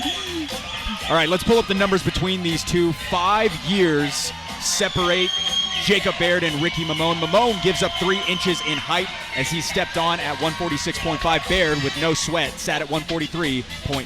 Kickboxing debut for both, but well-versed in combat at large. All right, back in to tee it up. Here's Hoops. Fierce fans, this fight is sponsored by Accelerated Athletics. This fight is an amateur 147-pound catchweight kickboxing bout, scheduled for 3 2-minute rounds. And when the fight begins, the referee in charge will be Tyler Tomlinson. Introducing the first fighter, fighting out of the blue corner, making his amateur kickboxing debut. He stands 5 feet 6 inches tall and weighed in at 146.5 pounds. Fighting out of Iron Monster Factory, hailing from Punahou, Hawaii. Fierce fans, make some noise for the former amateur MMA featherweight champion, Ricky Paniolo Mamone. And introducing his opponent, fighting out of the red corner, also making his amateur kickboxing debut. He stands 5 feet 9 inches tall and weighed in at 143.5 pounds. Fighting out of Empower Fitness, hailing from Sandy, Utah, by way of Mesquite, Nevada. Fierce fans, make some noise for Jacob Sinka Baird. On eggshells for this one, Jacob Baird in the red gloves, Ricky Mamone on short notice in the blue gloves. This amateur featherweight kickboxing bout is brought to you by Accelerated Athletics, athlete and product development based right here in Utah. Accelerated Athletics, an official sponsor of Fierce FC. I got a 10-9 Mamone on the walkout dance off. Jacob Baird, the only fighter on today or tomorrow's card with a Muay Thai bout, a kickboxing bout, now that bell has dung. Down is Baird as Mamone lands the opening overhand right, as well as an MMA bout. Well-versed in every single category, a striker, but also a very talented wrestler should he go back to an MMA rule set at some point. Jacob's like, I'm fine. He's like, you got knocked down. Ooh. Another couple of ripping shots. Mamone always comes with so much power behind it. Mamone just punishing power. And look at the size of Mamone's quads. Yeah. Spinning back fist lands as well for Mamone. Baird trying to put together some offense as well. And he just landed a nice 1-2 and a head kick on Baird. And he is just throwing everything at Jacob Baird. Oh! Down is Baird once again. Will get the clap from Tomlinson. Unreal output by Mamone early on round one. Mamone looks scary right now. All of his shots are landing so hard. You can hear them here in the arena, and he's just overwhelming right now. And this is 8 days notice, right? From 8 days notice for Ricky Mamone. He was in Hawaii with his family. They took the fight and got back on Wednesday of this week. Non-stop cyclone of offense by the Hawaiian fighter. He is not giving Baird a chance to even breathe in there. And Baird is no slouch on the feet. Mamone is just a buzzsaw right now. 5-1 Muay Thai record for Jacob Baird. 2 TKOs. Also has a TKO victory in MMA. Nice uppercut lands as well for the Iron Monster fighter. Make some noise for round one. Just 2 minutes on pins and needles, but Ricky Mamone is the man right now, Jason. So impressive. Very impressive. A lot of power. We knew it. We knew he had it. Jacob Baird right now does not have an answer. Yeah, he's being overwhelmed right now by Ricky Mamone. Again, 5-1 in Muay Thai, 4-1 in 2024. He had one Muay Thai bout off of the books late last year in Burbank, California. So happy to be back in a fight setting, especially under Fierce. But Jacob Baird got to figure out a couple of things. But Caitlin, there's really no room to breathe. No, there's absolutely no room. Ricky is throwing, and he's throwing a ton, and he's being dynamic. So even when he does move to the side, Ricky's throwing something spinning. So any way he goes, Ricky kind of just has an answer there. Yeah, and for you know, we're sitting here propping up Mamone a lot. Baird, he doesn't look rattled at all. He's eating some heavy shots, and he keeps coming back. So, you know, this I mean, he's been dropped 2 or 3 times now, and he's still composed. And he looks composed. He looks fine. Tyler calming him down in there. Settle down. Making sure that when there's a call for separation, it has to take place. Gave a big-time warning to Mamone late round 1. We'll see what the top of round 2. Starts things off. Baird bids for a head kick. Thundering shots. Oh, nice head kick again by Mamone. And now, nice knee up the middle by Baird, but Mamone continues to be a constant pour of offense. Baird is doing a great job of covering up. He's eating some big shots, but a lot of these shots aren't hitting as flush as they seem to be hitting on Baird right now. That's why he keeps continuing to walk forward. He's landed a couple body shots as well. And Mamone just landed a great spinning back fist on the ref. Mamone has a litany of boxing matches, certainly accustomed to those 10-ounce mitts tonight. Started kickboxing and boxing 15 years ago at the age of 6. Baird showing it off right now. Yeah, Baird does have some pretty nice knees right now. He's landing those pretty clean. Yeah, he's staying composed for as aggressive as Mamone is doing, and now he ate another big shot. Nice inside leg kick lands. Right back up to the feet, to the center we go. Showing off right now to the top amateur featherweights. Not an MMA rule set, but kickboxing still stealing the show. Yeah, the way Baird is able to get knocked down and pop right back up is really impressive.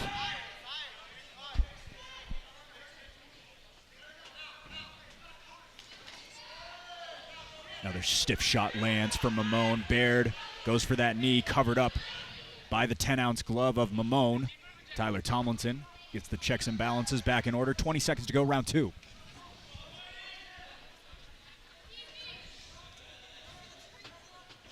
Both fighters slowing down a little bit here at the end of this second round. Oh, nice big shot by Mamone. Nice big shot straight down the pipe from distance as well, Caitlin. That was impressive. Yeah, it's very impressive.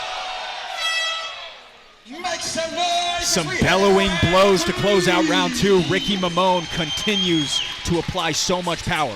Yeah, I think with these 2-minute rounds, he's able to just constantly throw, and he doesn't have to worry so much about his cardio. I feel like Baird was prepared for this, that he knew it was going to happen, because like I mentioned in the second round, he seemed to be covering up for a lot of those shots, and they weren't landing as flush as they may have seen. Now, don't get me wrong, some of those landed flush, but I feel like he was able to avert a lot of those shots, and he was throwing some heavy leg kicks and some body shots. He just not enough from Baird.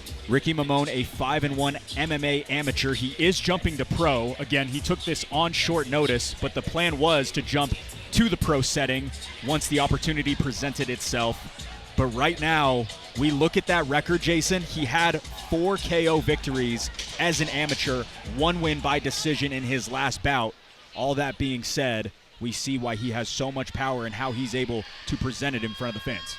Yeah, a lot of power from Ricky Mamone, and he has wrestling to go with it, so he's not just a striker. Jacob Baird, a 3-time state champion wrestler out of Mesquite, Nevada himself, wrestled collegiately at Western Colorado University. That comes from the MMA side of things. Mamone jumps back into this one with some spring in his step. Nice knee to the body by Baird. Tyler Tomlinson minding his P's and Q's. Doing a great job in there for this kickboxing bout, Jason. Yeah, he really is. Even after taking a spinning back fist. That was great, Caitlin.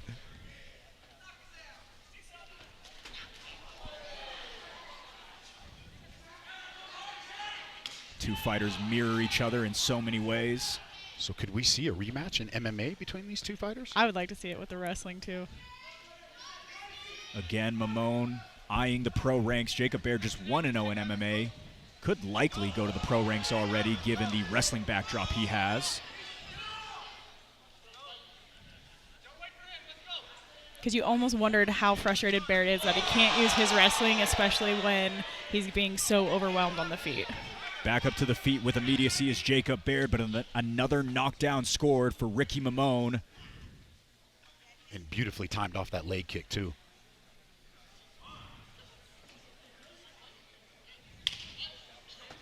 "40 seconds to decide this one before we go back to the judges." He just ate another big straight. Oh, and a big body shot by Mamone. It's just a buzzsaw. Another sizzling body kick.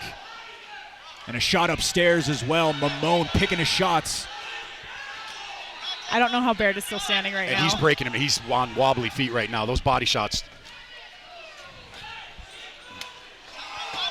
In for it again. Unrelenting pressure by the Hawaiian.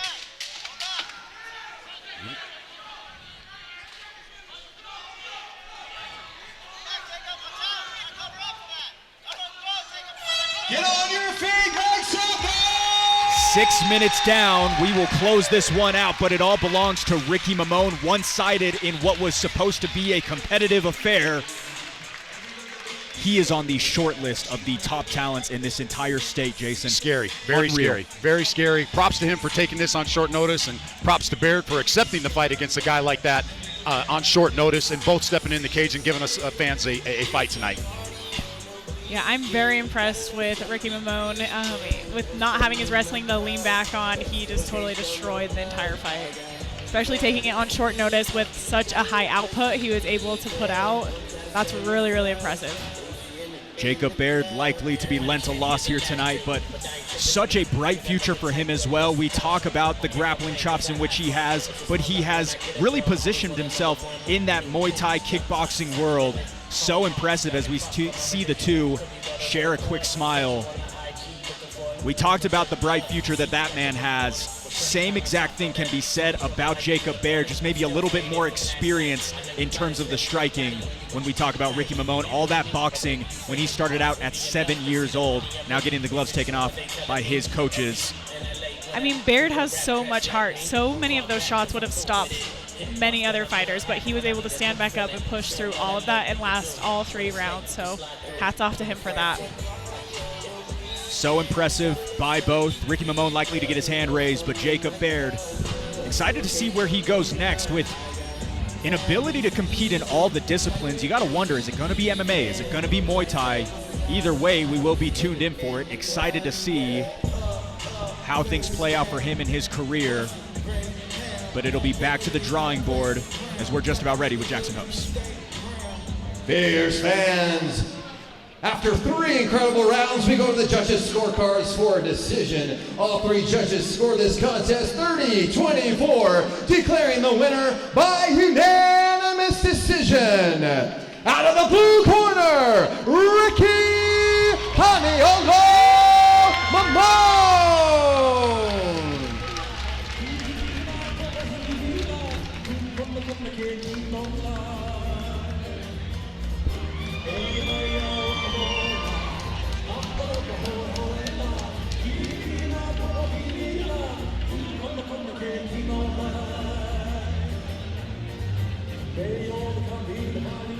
All right, first of all, can I just say, let's give a shout out to both of these fighters taking this fight on short notice. Props to these guys. Ricky, I had you up on the scorecards on the dance-off, on the walkouts already, 10-9.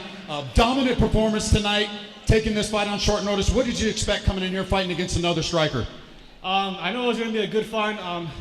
Technically, that was my first ever opponent going, another striker, and it was good fun. I know he's going to bring that action, and I knew we were going to stand and bang, and that's what we did. Hopefully we put on a show for you guys. Yes, you did. So you get the kickboxing belt under your belt. You take it on short notice. What's next for you? What are you doing next? At the last fight, I said I was going to turn pro, and that's what we're doing. We're back in Hawaii. We got the call from Zach, and we just wanted to help him out. So I'm just grateful for Zach, and I'm grateful for the call, and grateful for you guys for allowing us to come here. Ricky, we look forward to your pro debut. Ladies and gentlemen, give it up for your winner, Ricky Mamone. Congratulations. Big show feel backed by belts on the line, live from the Maverick Center in West Valley, Utah. This is Fierce Fighting Championship. The pop when you come out here is so loud and it is so electric. Out cold! This is your house. That right hand was nuclear. He's got that pilot look on his face that I always love to see. Makes his mark at the Maverick Center to prop up the Utah MMA scene.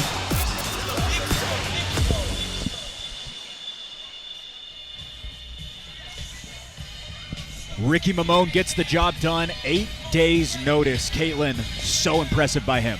It looked like he had a full training camp with tons of cardio, and he was over-prepared. Not an 8-day notice fight. But they do prepare. They are day in and day out. Coach Serge likes to go live, and they are always training. Yeah, I was going to say, if you follow these guys on Instagram or social media, they are fighting every day. These guys are training. Props to Baird for taking the fight. I heard his corner talking man, that guy throws some heavy shots. They knew what they were getting into with this. All right, couple more that like to throw heavy for the amateur lightweight title. Logan Taylor, Darian Orvin, lots of people filling in these seats for them. Let's go to Jackson to get it kick-started. Fierce fans, our next fight and only title fight of the evening is sponsored by Rockwell Watches. They sincerely hope your Rockwell watch serves as a reminder of a time when you could proudly say, "Watch me." Use promo code FIERCE20. That's promo code FIERCE20. They don't just tell time, they tell a story at Rockwell Watches. Fierce fans, make some noise and welcome the challenger, Darian Orvin, and then the champion, Logan Taylor, to the cage.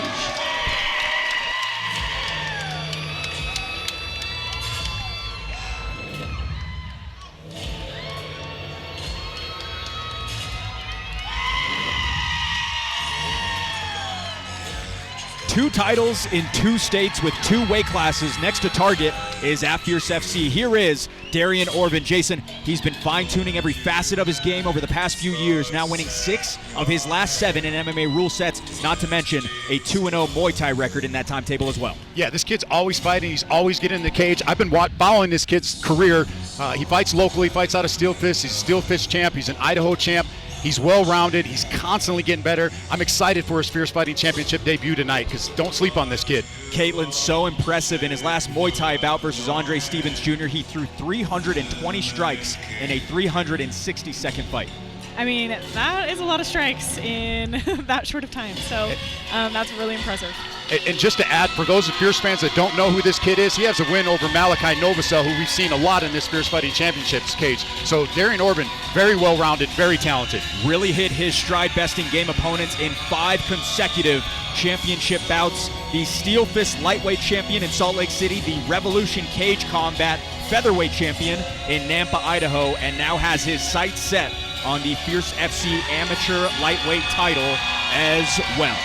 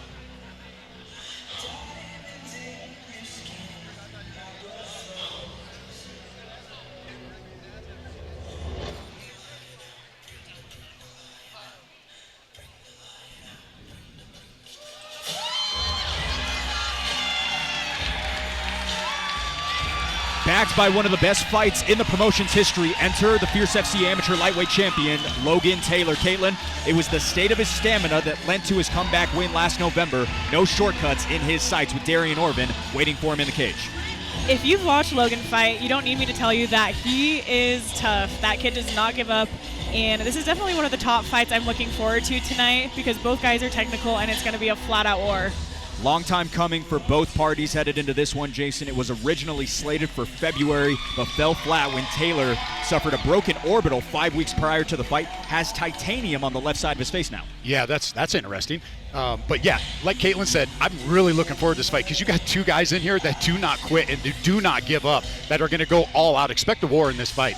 Darian has coined this one volume versus power. Power siding with the Agima champion, volume siding with the challenger. Caitlin, I'm curious of your thoughts on that. He said, which one is? Power to Logan. Power to Logan. Volume by Darian. I don't agree with that. I think Logan has volume also, so I don't know what he's thinking there. I think he might be overwhelmed with how much Logan is going to throw out in this fight too.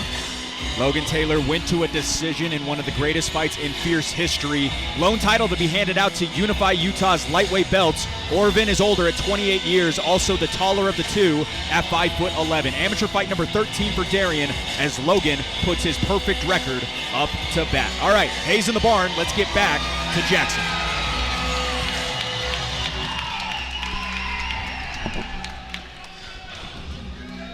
Fierce fans, this fight is sponsored by Rockwell Watches, and when the fight begins, the referee in charge will be Tyler Tomlinson. This fight is scheduled for 5 3-minute rounds for the Fierce Fighting Championship Amateur Lightweight title. Introducing the challenger, fighting out of the blue corner, holding an amateur record of 8 wins and 3 losses. And 1 draw. He stands 5 feet 11 inches tall and weighed in at 154 pounds. Fighting out of Sean Cross Boxing, hailing from Salt Lake City, Utah. Fierce fans, make some noise for Darian the Duelist Orban! And introducing his opponent, fighting out of the red corner, holding an undefeated amateur record of 5 wins and 0 losses. He stands 5 feet 9 inches tall and weighed in at 154 pounds. Fighting out of Agima Jiu-Jitsu and MMA, hailing from Provo, Utah, by way of Meridian, Idaho. Fierce fans, make some noise for the reigning, defending, undisputed lightweight champion, Logan the Lion Taylor!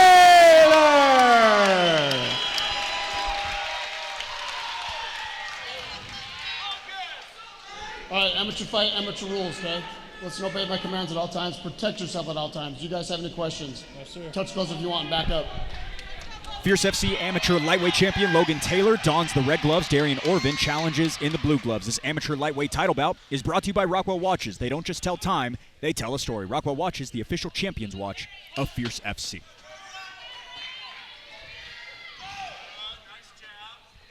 I've heard Darian mention before, he's typically a slow starter. He said he needs to get hit in the head a couple times before he wakes up.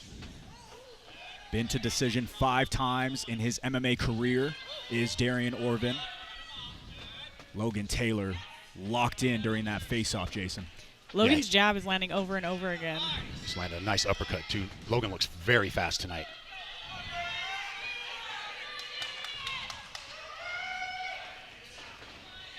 Active on the feet, Orvin lands one on the retreat. Taylor answers back with his own.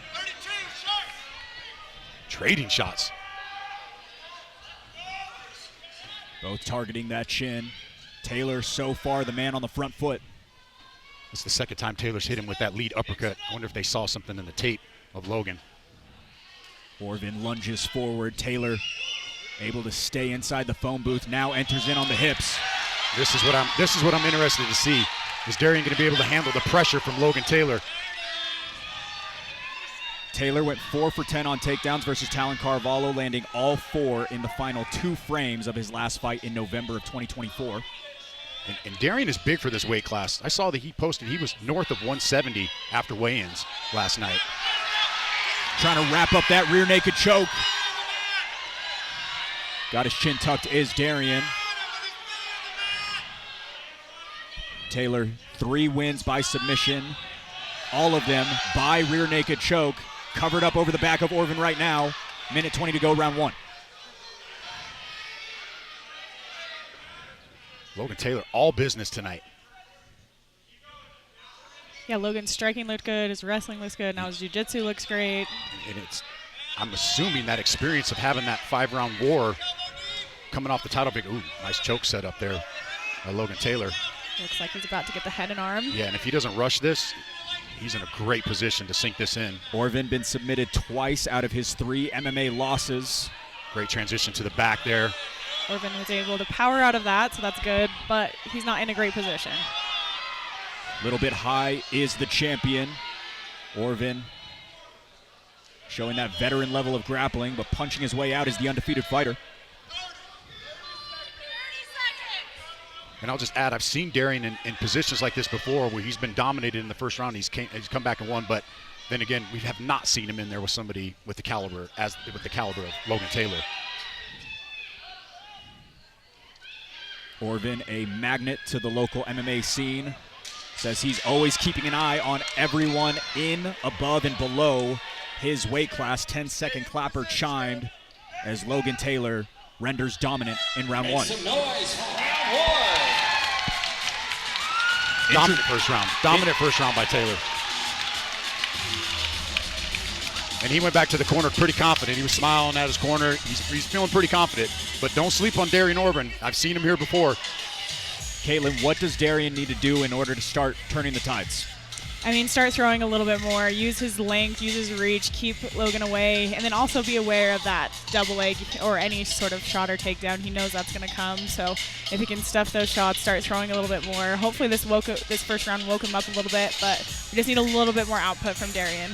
2-1-1 when competing at 155 pounds is Darian Orvin. Most of his fights have taken place at featherweight. Logan has been a resident lightweight, and so far showing it. 5-0 the record, trying to make it 6-0 in his first title defense, alongside Dana Ristazabal and Court McGee. Lots of parity in this one as well. Darian Orvin, a close teammate of Talon Carvalho, who had that long, dragged-out decision war. Lots of people said it was controversial, but Logan Taylor got his hand raised, Jason. Yeah, I thought it was. I'd agree. I thought it was controversial, but Taylor did enough to get the victory. I would like to see that fight as a rematch in the pro ranks, if that ever happens. Nice piercing leg kick lands for the Agima fighter. Orvin now throwing with a little bit more sauce on it. Darian's doing a good job pushing Logan back this round. Nice combination lands for Taylor. Nice uppercut again. Caitlin, that striking has swelled since the last time we saw him. He looks so much more natural in the stand-up. He almost looks like a boxer now instead of a wrestler, so this is really impressive. And I'm assuming Darian hasn't seen this from Logan. This is something new, and he's just 1-2, shoot for the takedown. I mean, everything coming together for Logan Taylor tonight. The incumbent mixing it in well, closes in distance, unable to mat Orvin just yet. And Logan did a sneaky thing there. So he did a shot, he faked a wrestling shot, then he came back up with his hands, and then he actually landed the double leg. So he used his hands to kind of like trick him into think that he was going to shoot, and then didn't shoot, and then ended up shooting. So very high level game there. Takedown for Taylor goes. Minute 45 to go, round 2.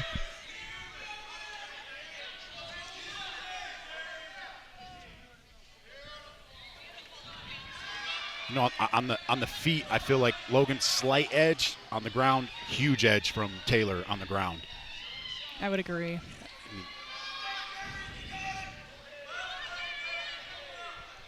Orvin really does not have any answer for what Taylor's.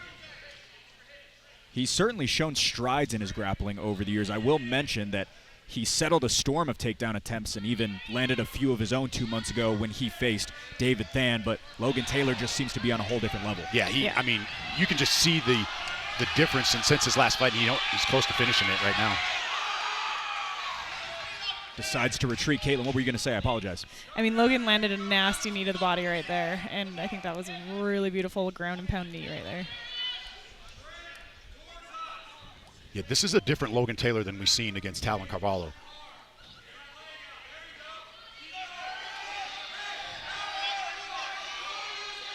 Taylor trying to cinch in some sort of a Darce. Doesn't really have the angle, it looks like, Caitlin. He's working towards it, though. No, I don't know if he's trying to work a neck crank just to get a different position, but a nice knee to the body, standing up. Trying to wrangle that leg, bring it back to where he's had so much success. Orvin able to get back up to his feet. As I mentioned, when Orvin was walking out, the kid doesn't quit. He's going to be there till the last bell.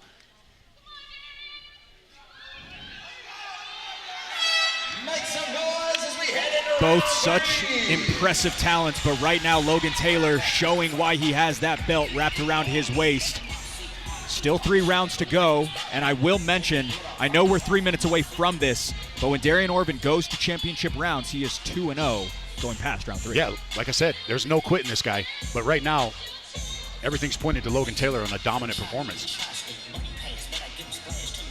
Caitlin, have you seen him do these things in the room, or is this something in which he's leveling up when the lights are brightest? I mean, him and David are 2 of the hardest workers in the room, so them having each other as training partners I think really has benefited both fighters, but they're constantly doing crazy stuff like this all the time in the room, so this is nothing new for me to see, but it's very impressive to see him do it in a live situation. Former state wrestling runner-up in Idaho in high school. Again, we're talking so much about how he has built up his level of striking. Darian Orvin, a striker at heart as well. He's got a smile on his face headed into round 3 of a possible 5. I will say Darian does have some nicely manicured nails, though. Looks like we got a little bit of water spilt in the corner of Sean Cross Boxing.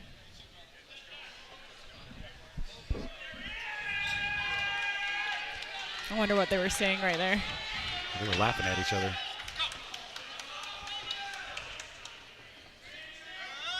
Nice tipping leg kick lands for Taylor. Orvin does try to spin his way out of it. Snapping jab from Logan with a nice overhand, right? And Orvin's worried about that takedown, so he's being hesitant. He doesn't want to overcommit to anything on his feet because he knows he's going to get taken down. And Taylor has been setting it up beautifully. And there he goes, a little knee tap and uppercut. We saw that in his first and second round. Just one step ahead at the moment, it seems like, Caitlin. Yep. He's a little bit quicker, and I think he has a little bit higher of a fighting IQ. A beautiful head movement.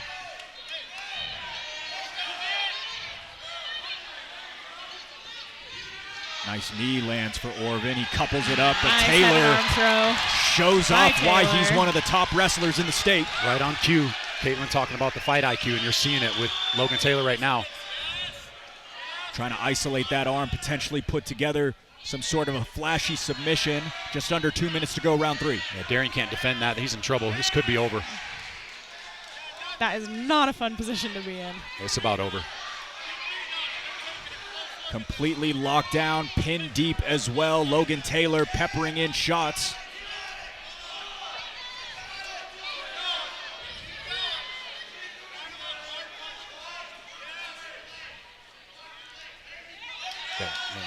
That's what Orvin needs to do to get out of this position.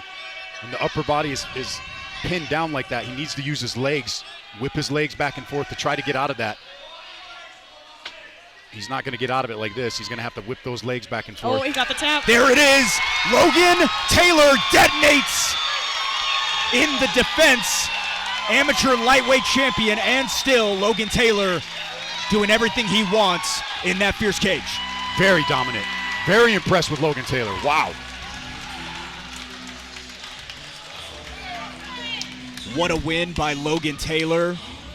Darian Orvin, such a formidable foe coming into this one. But it looks like the pro ranks might be ready for a new name in Logan Taylor. Yeah, I was going to say, I don't know what else he has to prove in these amateur ranks. I mean, he just beat a guy that was a champion in 2 different promotions, and that was a tough guy with, 12, 13 fights under his belt, and he just dominated that kid. 13 today. Going to be handed his 4th loss as Logan Taylor comes away, still the champion. Tough loss for Darian Orvin. He has been on such a hot streak, but he met his match here tonight, Caitlin. Yeah, Logan just had an answer for everything for Darian. So, I mean, Darian's an amazing fighter. I just don't think the matchup was in his favor, but Logan looked so incredible in this fight. His striking looked amazing, wrestling looked amazing, jiu-jitsu was awesome. So, hats off to Logan, and I really hope to see him turn pro now. All right, primed to belt the winner. We'll go back inside to Jackson Hopes. Here's fans. Referee Tyler Tomlinson has called a stop to this contest at 1 minute and 46 seconds of the 3rd round, declaring the winner by submission due to a Kesekatami Americana, and still the undisputed lightweight champion, Logan the Lion Taylor.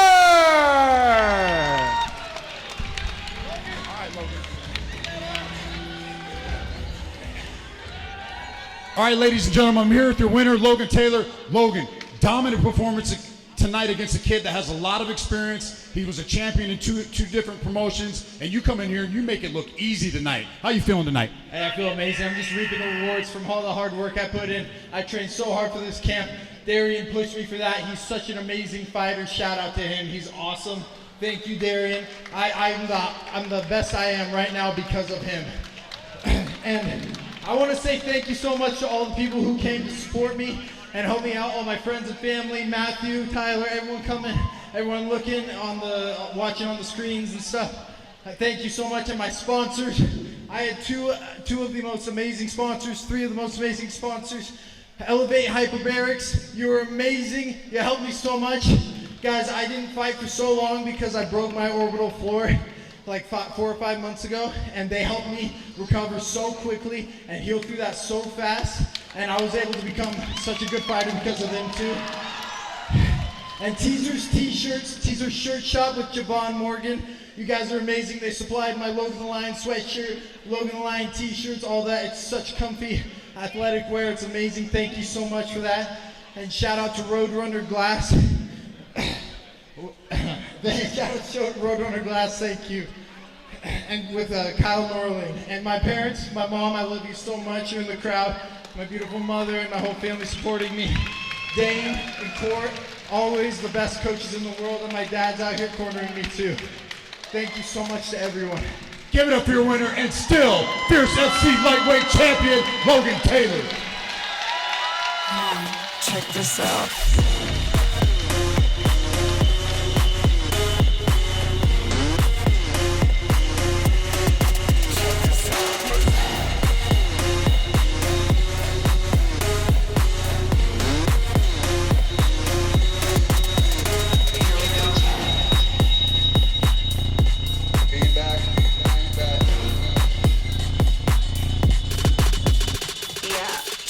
this out.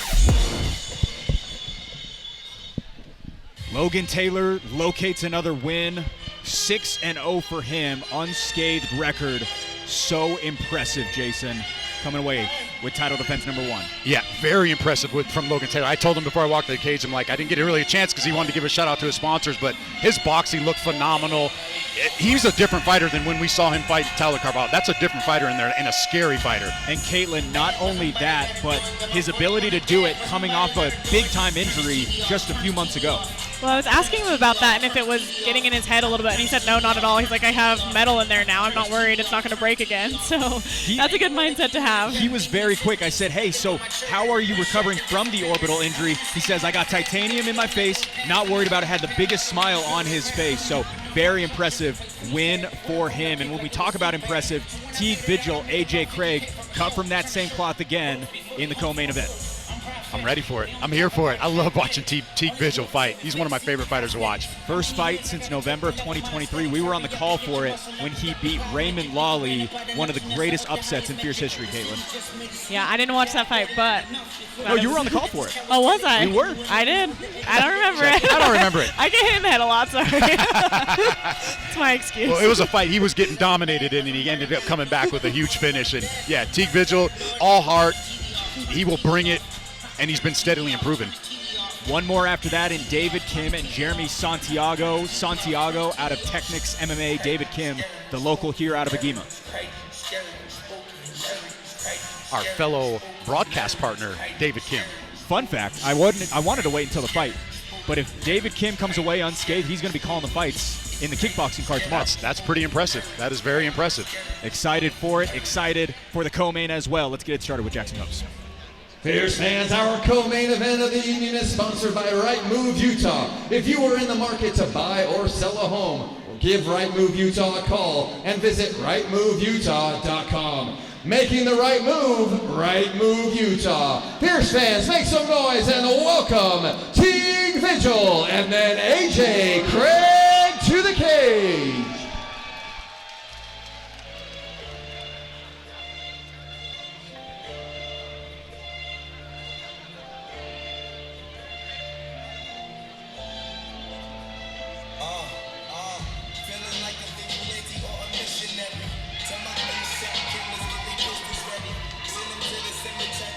Looking to make it back-to-back wins is Teague Vigil, Jason. It was an unfortunate bout cancellation hours before his scheduled walk last month that kept him sidelined for longer than he would have liked, only fueling the fire here headed into his comeback. Yeah, he's all business tonight. I ran into him in the parking lot. He's ready to go. He was eager to fight a couple months ago, and he's even more eager right now to step into the cage, and he looks like it's all business. Caitlin, many have sung his praises from a grappling standpoint. A two-time state champion back in 2013 and 2014 at Syracuse High School. He helps coach at the school now and is a willing partner with the heaviest bodies in the room. And when we're talking about heavyweights, this is a 145-pounder who wants to go with the biggest bodies. Yeah, that's not fun, so I don't know why he wants to do that, but that definitely tests his wrestling skills, and that's cool if he can toss around some heavyweights, and obviously he's going to be able to toss around some people his size. Jason been galvanizing his grappling recently, competed as a blue belt in the local competition, won 4 of 5 matches, 3 of them by submission. Yeah, one change I like, you can see the one-hit gym representation up there. He's been up there getting some rounds in with the one-hit guys and getting some training in up there, so I love seeing that. I love seeing him expanding his skill set. Been a regular at One Hit MMA along with his own training in the past year and a half or so. 3 consecutive Vigil bouts, haven't seen a second round. We'll have to see if we've got one here. Yeah, you're going to look at that 1-4 record and you're going to say this guy's he's nothing, but do not sleep on Teague Vigil. He will bring it. Second straight fight at featherweight. He feels better at 145 pounds. Teague Vigil enters in and awaits AJ Craig.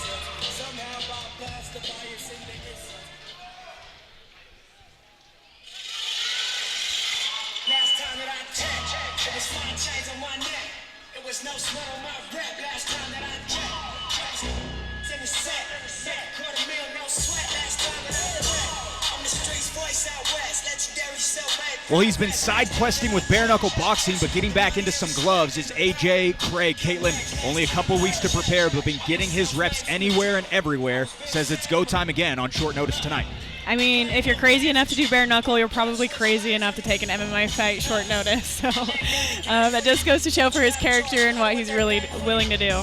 AJ Craig always in that competition cycle. Jason, already his third walk of 2025, 2 in bare knuckle, now his first in MMA. Yeah, can I just give a huge shout out to Fierce FC promoter Zach Partridge in his 8-second knockout of the night in his bare knuckle debut. Let's go, Zach. But yeah, AJ Santiago, man, he's gonna bring it. He's been in the cage. He's no stranger to getting into a fist fight. And he's going to have one tonight with Teague Vigil. AJ Craig, 3-0 all-time in various sports when he's above 140 pounds. Hit the plate last night at 144. Likely, like Teague Vigil, feels best when he's a little bit heavier than lighter. Yeah, I think a lot of those guys, they don't want to cut that extra weight. They feel good. They want to be able to eat, and they both look full and ready to go. First time fighting in Utah. Most of his matchups have been in his native Montana. Let's see what flies out the film in our tale of the tape. Craig cracking 30, Vigil still south of it. Slight nod in height lies with the Montana fighter as well. 1-4 for the local, 1-0 on the other side. All right, to trigger the action, let's kick it to Jackson.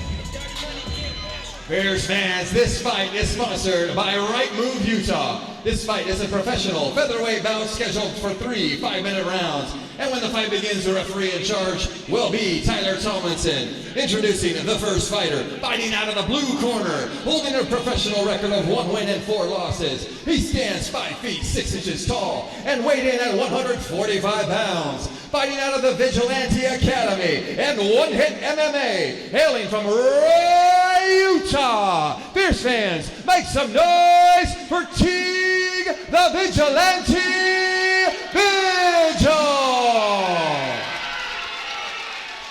And introducing his opponent, fighting out of the red corner, holding an undefeated professional record of 1 win and 0 losses. He stands 5 feet 5 inches tall and weighed in at 144 pounds. Fighting out of the Grindhouse, hailing from Billings, Montana. Fierce fans, make some noise for AJ Train Craig! Third walk of 2025 for AJ Craig in the red gloves. Teague Vigil finally gets his opportunity opposite in the blue. This featherweight bout is brought to you by Right Move Utah. With all listings from all agents, there's no need to look anywhere else for your next home. Right Move Utah, an official sponsor of Fierce FC.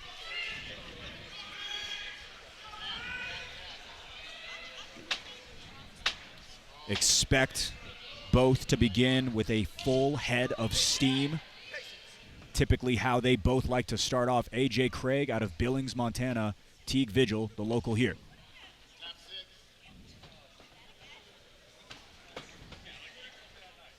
Yeah, look for Teague to get this fight to the ground.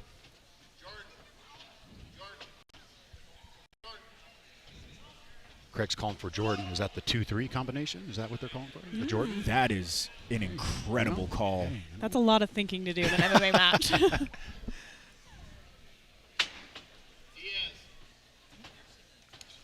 Nice rip to the body for Craig.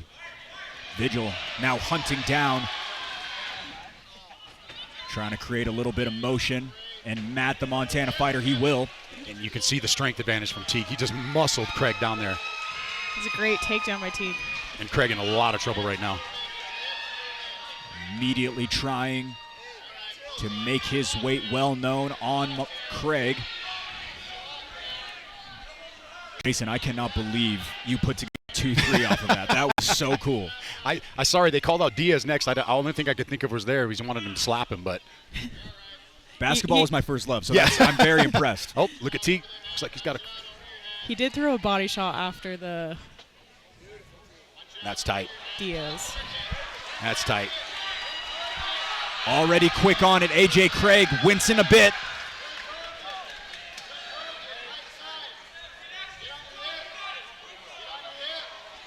He tapped. There's the tap. Teague Vigil changes the course of his career, 2 in a row for the Vigilante Academy. And that's just brute strength by Teague Vigil there. You can see the excitement of not getting to fight at that last card. Dominant performance. And that's why you can never overlook someone with a losing record, because they'll come out and do something impressive like that. Oh, yeah. I mean, he's been building up to this moment. and he has leveled up so much. His last 3 losses have all been by submission, has the tendency to open up in his spots, but in that one completely wanted to play it his way, and he did so with a first-round finish. Very calculated, got the takedown, wait for the submission, and got it. Quick work tonight for Teague Vigil. What a win by Teague Vigil. Gives the embrace to Mason Moyes, one of his teammates over at One Hit MMA. An unbelievable win by him. 2 in a row now. After a year and a half away, didn't look like it, Caitlin. No, he looked sharp, he looked quick, and he got it done quick, so that's really impressive. All right, go ahead. I'm a little worried about Craig's shoulder, though, because he looked like he was in a lot of pain in that submission, and afterwards when he grabbed it. All right, let's go ahead and make it official with Jackson Hopes. Fierce fans, referee Tyler Tomlinson has called us out to this contest at 1 minute and 38 seconds of the very first round, declaring the winner by submission due to Americana, Teague, the Vigilante Vigil.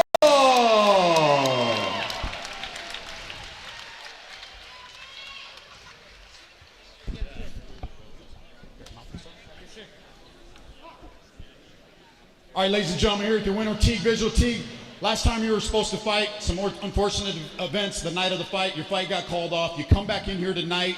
You get a quick finish. Was that the plan, to get it to the ground and get a finish? Honestly, we're just trying to get to the point where we just let it fly. I mean, we have a rough sketch game plan, and then after that, just let it come what may. Adapt, improvise, overcome, and roll with the punches. But we, I seen a couple openings. It was there. The strikes weren't there, but I realized I had the wrist. I says, okay, let's take it this route then, and we adapted. And I mean, I got the best coaches in the game between my uncle, Dietrich, Aldo at One Hit. Ammon's been helping me a lot at One Hit. All the guys over there, Zach, everybody. I truly feel like for the first time, we belong here, and we're gonna make a run for this thing. Well, you definitely belong here. Congratulations again, ladies and gentlemen. Give it up for Teague Vigil. Big show field backed by belts on the line, live from the Maverick Center in West Valley, Utah. This is Fierce Fighting Championship. The pop when you come out here is so loud and it is so electric. Out cold! This is your house. That right hand was nuclear. He's got that violent look on his face that I always love to see. He makes his mark at the Maverick Center to prop up the Utah MMA scene.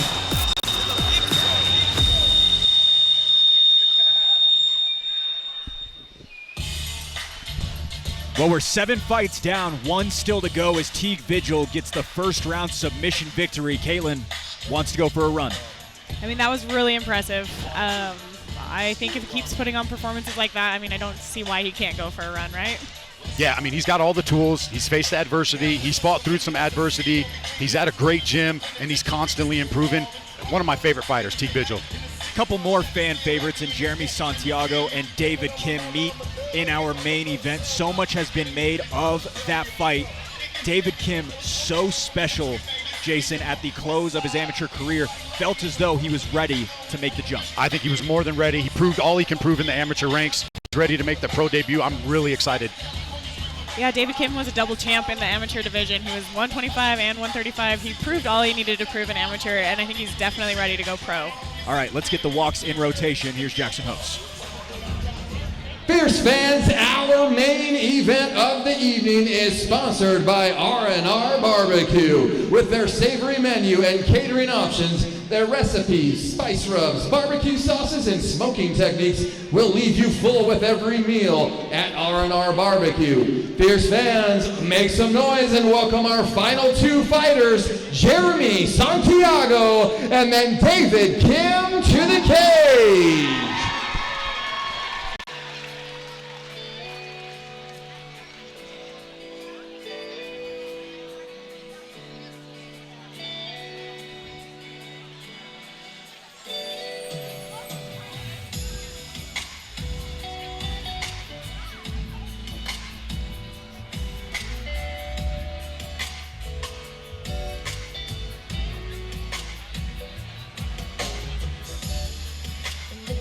All right, playing senior for the first time as a pro is Jeremy Santiago. Caitlin, already his third fight of 2025 as he looks to couple his wins. Hasn't had that stat solidified since 2019. Yeah, so he has 4 fights under his belt, and I heard a rumor that he does train with Max Holloway. So if that rumor's true, I do think between Jeremy and David, I think this fight is going to be wild.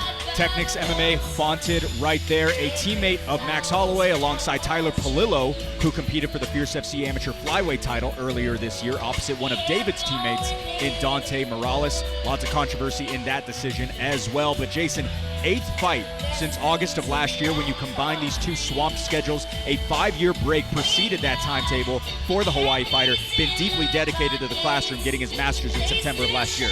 Yeah, I love to see it. Love to see him back in here at Cage tonight. And this is a tough test for David Kim tonight. He's fighting a guy he's 2-2 in the pro ranks. He's had that pro experience. How is David going to be able to adjust to that? Always involved in entertaining matchups is Jeremy Santiago. Back-to-back bouts have ended in the first frame. Gonna have to go blow for blow in this one, Caitlin. Yeah, I think both of them are gonna go wild. I do think this is gonna be a really, really like fast-paced fight. David kind of just seems like he's on speed sometimes. He just constantly is moving around, and this guy also has great striking, so I'm really excited to see this. Santiago 1-1 at flyweight. Previous contests were all at bantamweight or featherweight, but excited to see how he looks here in Salt Lake City for the very first time. Hit the scales last night at 125 pounds, as we will see who the bigger body is in there. He looks big. Cuts a lot of weight, it seems like. David Kim, similar situation. We'll wait for him.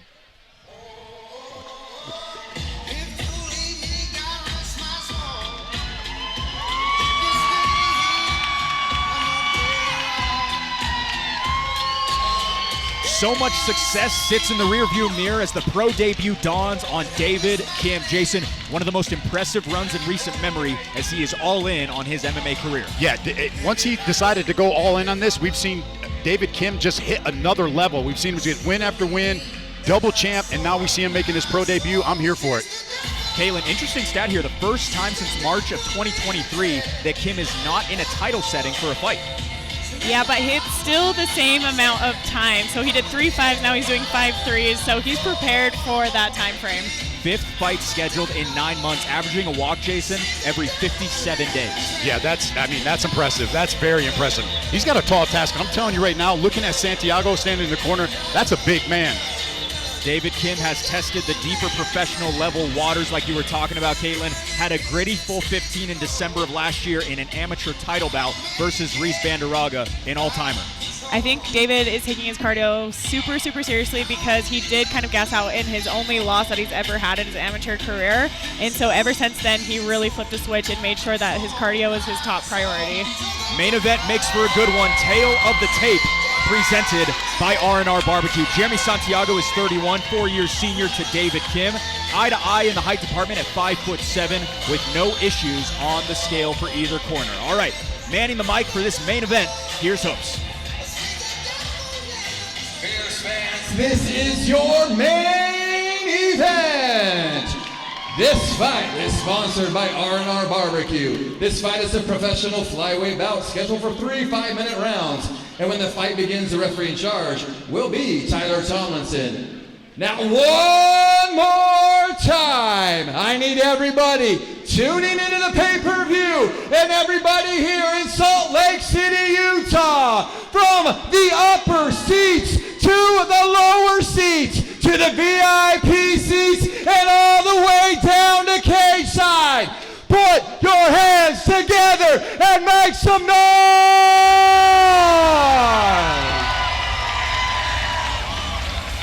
Introducing the first fighter fighting out of the blue corner, holding a professional record of 2 wins and 2 losses. He stands 5 feet 7 inches tall and weighed in at 125 pounds. Fighting out of Technics MMA, hailing from Ewa Beach, Hawaii. Fierce fans, make some noise for Jeremy Santiago.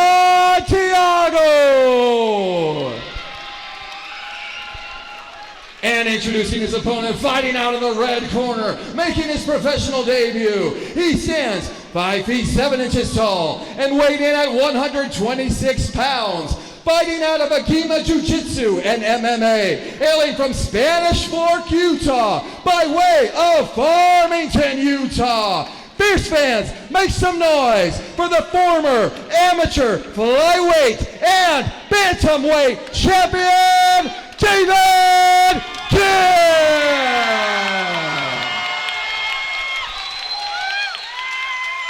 Pro debut for David Kim, sporting the red gloves. Jeremy Santiago counters in the blue. This flyweight bout is brought to you by R&R Barbecue, 9-time Utah's best Pro barbecue Fight Pro team. Rules main event, okay? Listen, obey my commands at all times. Protect yourself at all times. Watch the back of the head. We went over the rules in the back. Do you guys have questions? Yes, sir. Touch gloves if you want.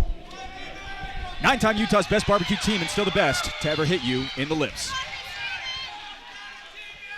Saw Jackson Hoops exiting the cage, so I thought we weren't going to be doing that. My apologies on that one. Tyler Tomlinson, final assignment falls to him here tonight. David Kim sprints out to the center.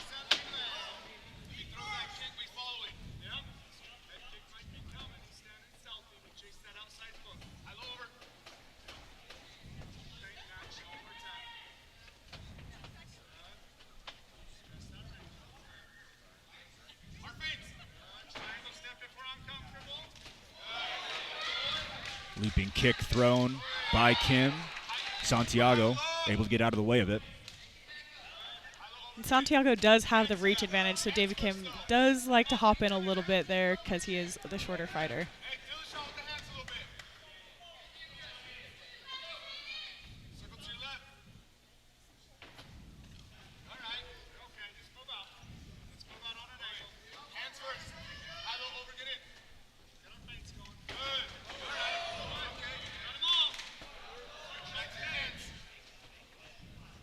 Santiago listed at 5'7", but Jason got to be 3-4 inches taller than David Kim in there. Yeah, he looks huge. He looks like a weight class or two above He looks like David. 2 weight classes above David right now. That's a big man. Competed at featherweight before. Dealing with the range right now is David Kim, having a hard time with it. Again, Santiago 1-1 at flyweight. Blitzing inside is the local fighter. Santiago headhunted as well, hit air.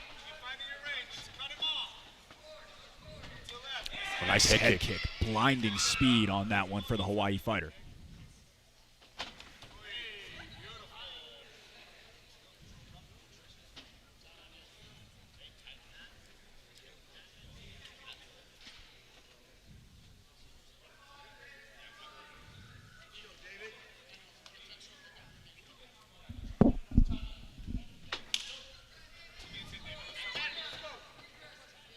Back to the center we go. David Kim opens up with a leg kick on the outside. 3 5-minute rounds here in this main event. Looping overhand right, thrown by Kim. Down from Santiago's beautiful shot. And it's that strength difference from Santiago. You can see it. Kim immediately looks to wrestle inside. Rung the bell for sure, Caitlin. Yeah, it looks like he is recovering, though, and he is still staying composed, trying to wrestle, stay active in the fight so it doesn't get called. But you do have to wonder how badly that hurt him.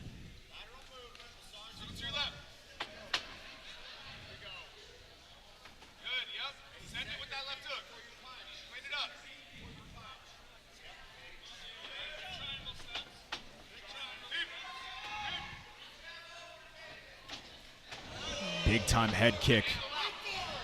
Swings and misses for Santiago. Kim ducks under. And I feel like Santiago's waiting for that. He's anticipating that overhand to the shot. We'll see if he's able to stop this takedown. Dave's got his hands locked right now. This is where we've seen Kim excel at, is in these wrestling exchanges. 4 wins by submission in his amateur career for David Kim. Santiago trying to keep it standing.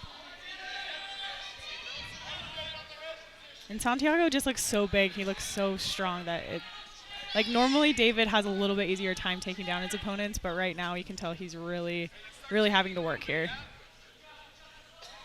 We saw that with Lance Regenball, had such a big size advantage. And but right David now, did just eat a knee to the head on that shot. Santiago having it his way. Just under 1:15 to go, round 1. Just a few inches short on most of those strikes, especially when he aims high, Jason. Yeah, and Santiago's checked both those leg kicks too. I feel like he's seeing everything that Kim is throwing at him right now, and he looks pretty calm in the striking department, does Santiago. I feel like Dave Kim's trying to figure out that range, giving him a little bit of problem right now.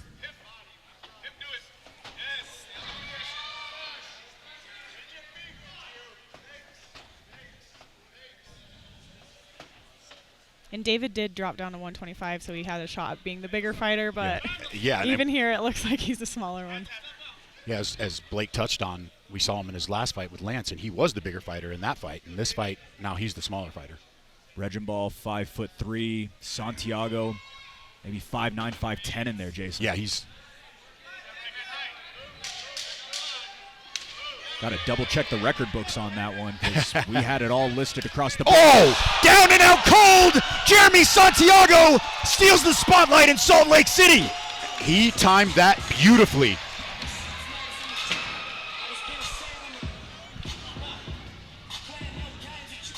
Unbelievable finish by Jeremy Santiago. Head kick city returns for the Hawaiian. He was setting that up. You heard David Kim's corner early in the fight telling him to keep that hand up, and Santiago was waiting for that. You've seen him setting that up. That was beautifully timed by Santiago. Very well composed fight by Santiago. Impressive. Yeah, that was a great head kick. Everything leading up to that was really good to setting that up. And it was right at the end of the round, too. I think there was maybe a second left. Yeah, there was literally like a second left, maybe. We'll have to get the timestamp on it from Jackson Hoops when he steps back inside. Lots of frustration on the side of David Kim, but Jeremy Santiago, such a problem at 125 pounds. We were curious of what he was going to look like, and showed out in here with that striking. Dropped him in the first round, did it again permanently in the second. Yeah, like I said, you heard Kim's corner in the first round say, keep that right hand up. He's going to throw that. He's going to throw the head kick. He's going to throw the head kick, and I think he was setting that up in the first round, and you saw it executed right here. So right See here, David's dropping that right hand. He's in that southpaw stance, so he can line up that left head kick. And David's hand's low right there. Look at him, he dropped it right there. Rough way to go, was out cold as well. Tyler Tomlinson calls it off, and we're going to go ahead and make it official with our man, Jackson Hoops. Fierce fans, referee Tyler Tomlinson has called a stop to this contest at 4 minutes and 58 seconds of the very first round, declaring the winner by knockout, Jeremy Santiago.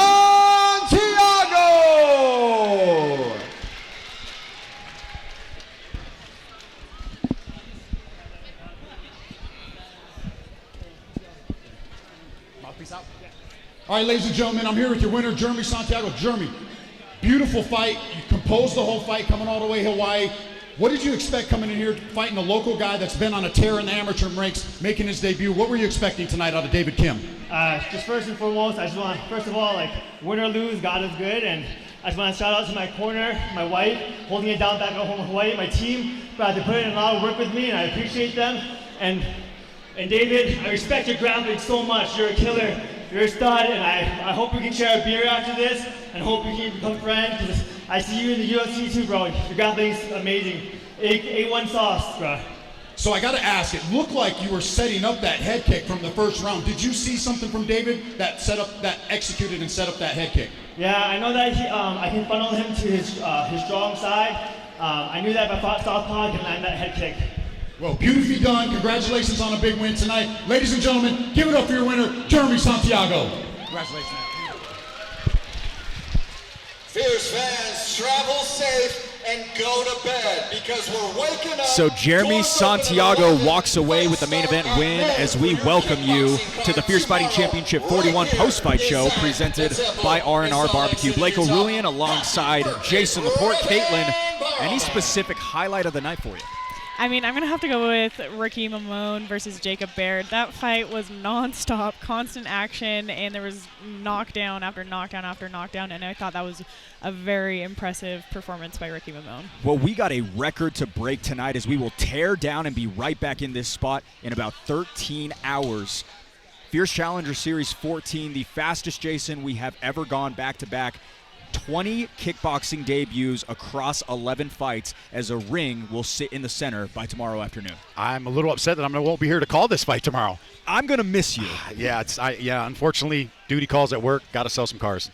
Caitlin, Dante Morales, the Fierce FC amateur flyweight champion versus Joey Scott, a 3-0 kickboxer in his own right. Aiden Egler, David Knutson, and plenty of others. Going to be fun.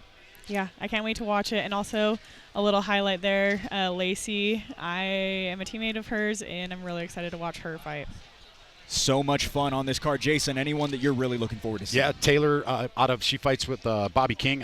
He changed the name of his gym, and I'm just losing my The Dojo. The Dojo. Yeah, the Dojo. I know she fights out there. Look forward to seeing her kickboxing fight. All right, well, that'll wrap things up. Tickets on sale now at FierceFightingChampionship.com. For our technical director, Jordan Buscarini, our graphics coordinator, Ryan Piccolo, and all of us here at Fierce Fighting Championship and Pats Media. Final time tonight. He's Jason Laporte. She's Caitlin Neal. I'm Blake Arulian saying see you tomorrow afternoon.